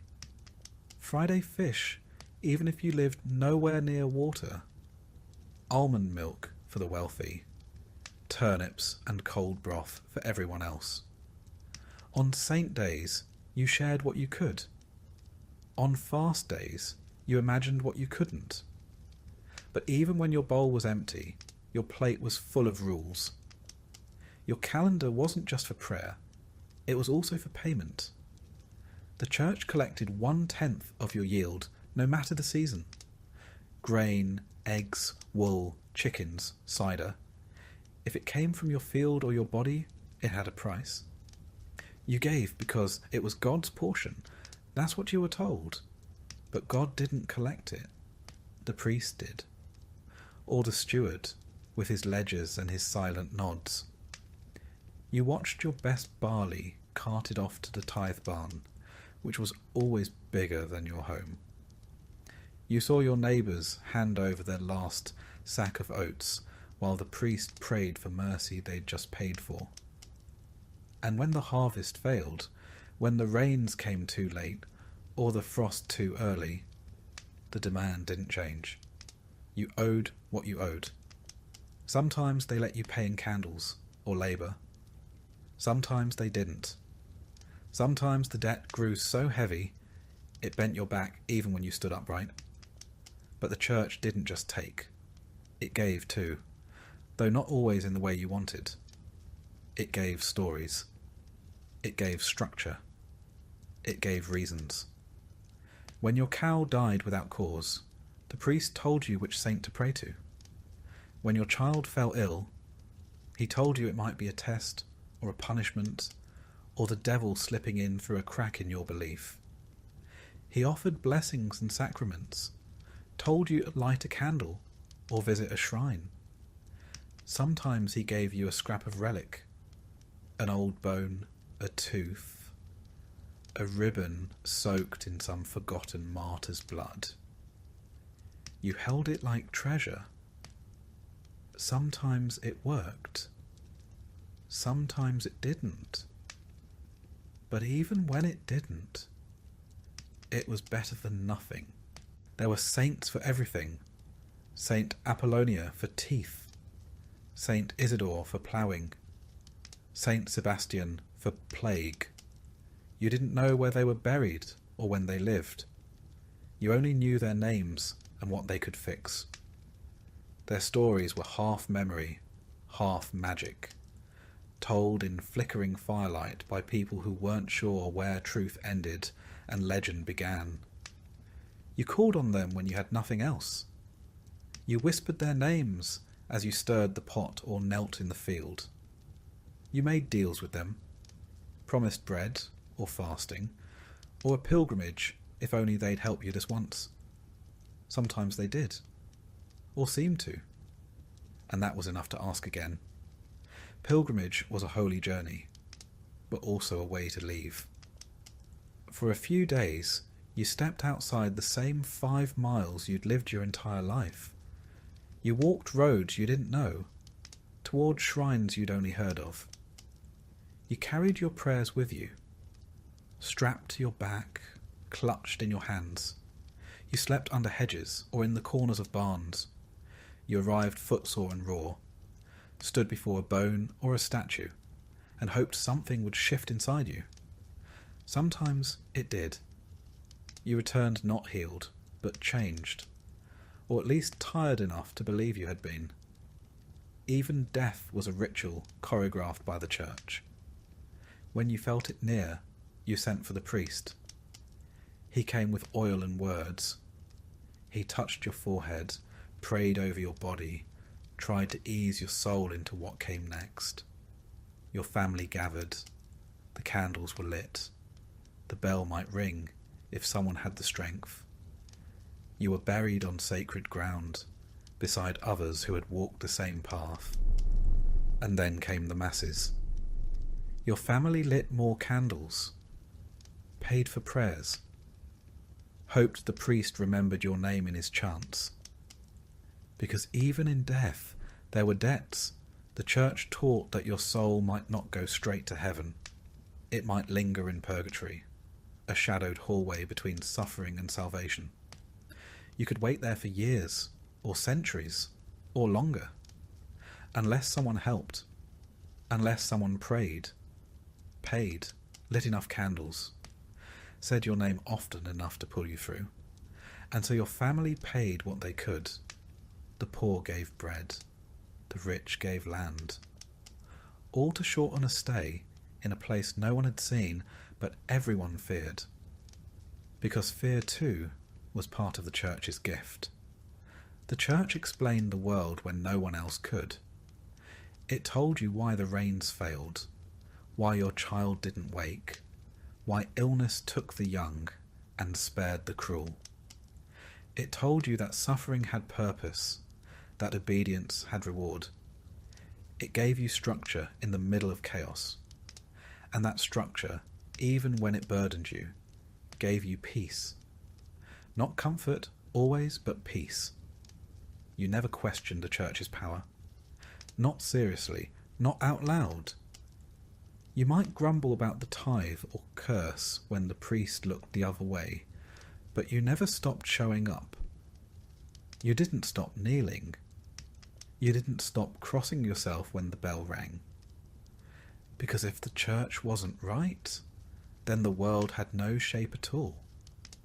And a world with no shape was a terrifying thing.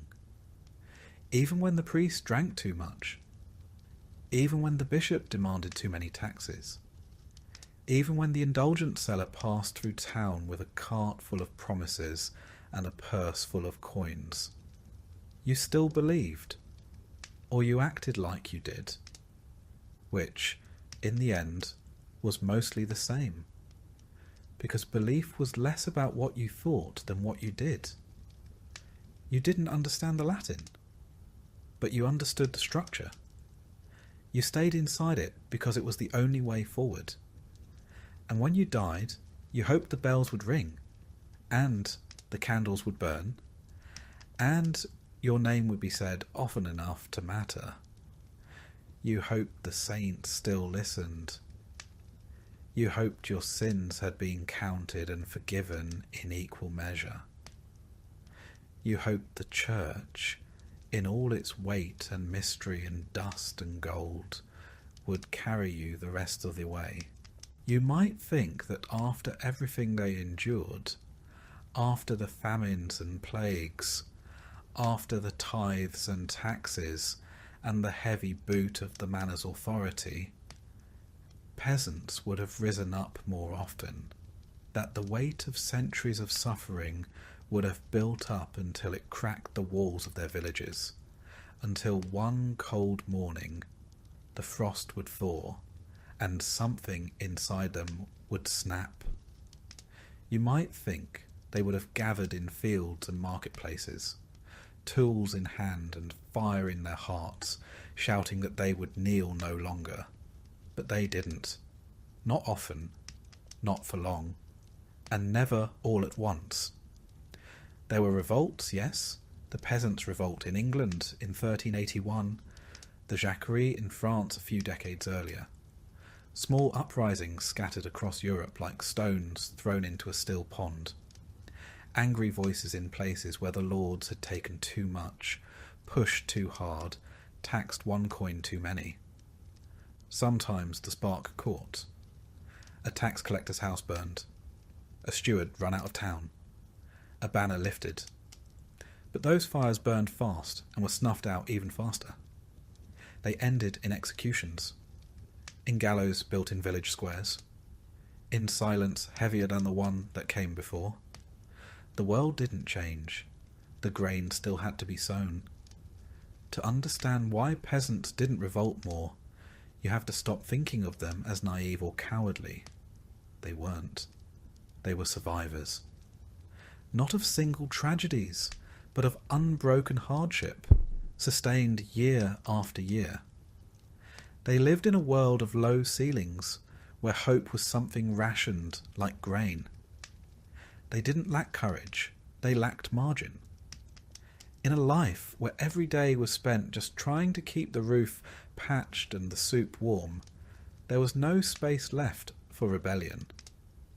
You could plan a revolt, or you could dig potatoes. You couldn't do both. The truth was, the system worked. Not because it was at all kind or efficient, but because it was ancient. It had sunk its roots into the habits of generations. It didn't need to be explained. It simply was. You owed labour. You owed grain. You owed the church its tenth and the Lord his harvest. You owed a quiet nod when the reeve passed your door. You were born into that owing, and unless you were exceptionally lucky, you died in it too. But by staying within those bounds, you could survive. Barely, yes, but you could. The cost of stepping outside those rules was too high. The manor had soldiers, the church had excommunication. The king had no idea you existed, but he had laws that still bound you like rope. The penalty for defiance wasn't always death. Sometimes it was worse. Banishment, starvation. Your family left to carry the debt you tried to escape. Everyone had heard a story. A father taken. A mother whipped. A cousin who disappeared after refusing to pay. The stories were passed down not to stir rebellion, but to prevent it. Besides, rebellion often didn't feel like an option, because the people you lived beside were not strangers. They were your kin, your neighbours. You shared fields, tools, fences and prayers. Even if you hated the steward, you might still marry his daughter. Even if you resented the tithe, you still brought bread to Mass. The village wasn't a place you could leave easily, nor was it one you could tear apart without tearing yourself apart in the process. To revolt against the manor was, in some small way, to revolt against the rhythms of your own life. It's easy, centuries later, to imagine the peasant as a figure of eternal submission, head bowed, hat in hand. But this picture misses the complexity of their world. Submission wasn't servitude, it was negotiation. Most peasants did not simply suffer. They adapted, they bartered, they bent. They found cracks in the walls and made homes in the spaces between the rules. A pig kept off the ledger, an extra sack of rye buried in the earth, a bribe given in eggs rather than coin. These were the rebellions they could afford. They were practical people. Their world was not governed by ideology, but by weather. The question was not what is just, but will this feed us through winter? And justice, if it ever came, was a luxury they didn't trust. Lords changed, priests were replaced, rules shifted, but the wind still blew, the soil still needed turning, and children still cried from hunger. You didn't revolt against that. You endured it. The church played its part too, and perhaps more effectively than the sword. It taught that suffering was holy, that endurance was righteous, that the meek would inherit the earth, though it never said when. You were taught that your trials were not punishment, but purification, that your obedience would be rewarded not in this life, but in the next. And if the promise of heaven wasn't enough, the threat of hell filled in the rest. Fire, torment, gnashing of teeth, all waiting for the proud, the rebellious, the ones who said no. And yet, the peasants were not passive. Their resistance was just quieter. They gossiped about the steward. They sang rude songs about the Lord's habits. They laughed when the priest stumbled on a sermon. They told stories at night of better days and better men. They found dignity in the smallest acts, a shared crust, a well-timed silence, a field tended just a little differently than the rule book said. Their rebellion was in the way they survived, despite it all. Not because they accepted the system, but because they made it bend just enough to let them breathe. Sometimes, of course, things changed. A lord died, and his son was kinder. A new bishop forgave debts. A terrible storm reminded the powerful that even they were mortal. But those changes came from above. The peasant's job was to wait, to endure, to hand down what little they had, and to teach their children to be quiet when they had to be, and brave when they could be. And there were dreams. Of course there were. You might not have called it revolution, but you thought about a different life. You dreamed of a day when your child wouldn't have to carry the same burdens, when no one would knock on your door with a list of dues, when your back wouldn't ache before 30, when you could sleep without worrying about wolves or soldiers or winter. Those dreams kept you going, but they lived beside reality. You didn't expect them to come true. You just needed them to stay alive. What's perhaps most astonishing is not that peasants revolted so rarely, but that they managed to keep their culture, their faith, their families intact despite the weight of the system pressing down on them. They kept songs alive that no one wrote down. They passed stories from one hearth to the next. They remembered which plants healed and which ones didn't. They taught one another how to pray, how to birth children, how to bury the dead. They created a continuity that outlasted kings and crusades. And they did it not with banners or battles, but with persistence. Persistence was their rebellion. When the manor demanded too much, they survived anyway. When the church taxed their sins, they still lit candles. When the world turned against them, they huddled close and waited for spring. The fields may have belonged to someone else, but the soil still remembered their hands.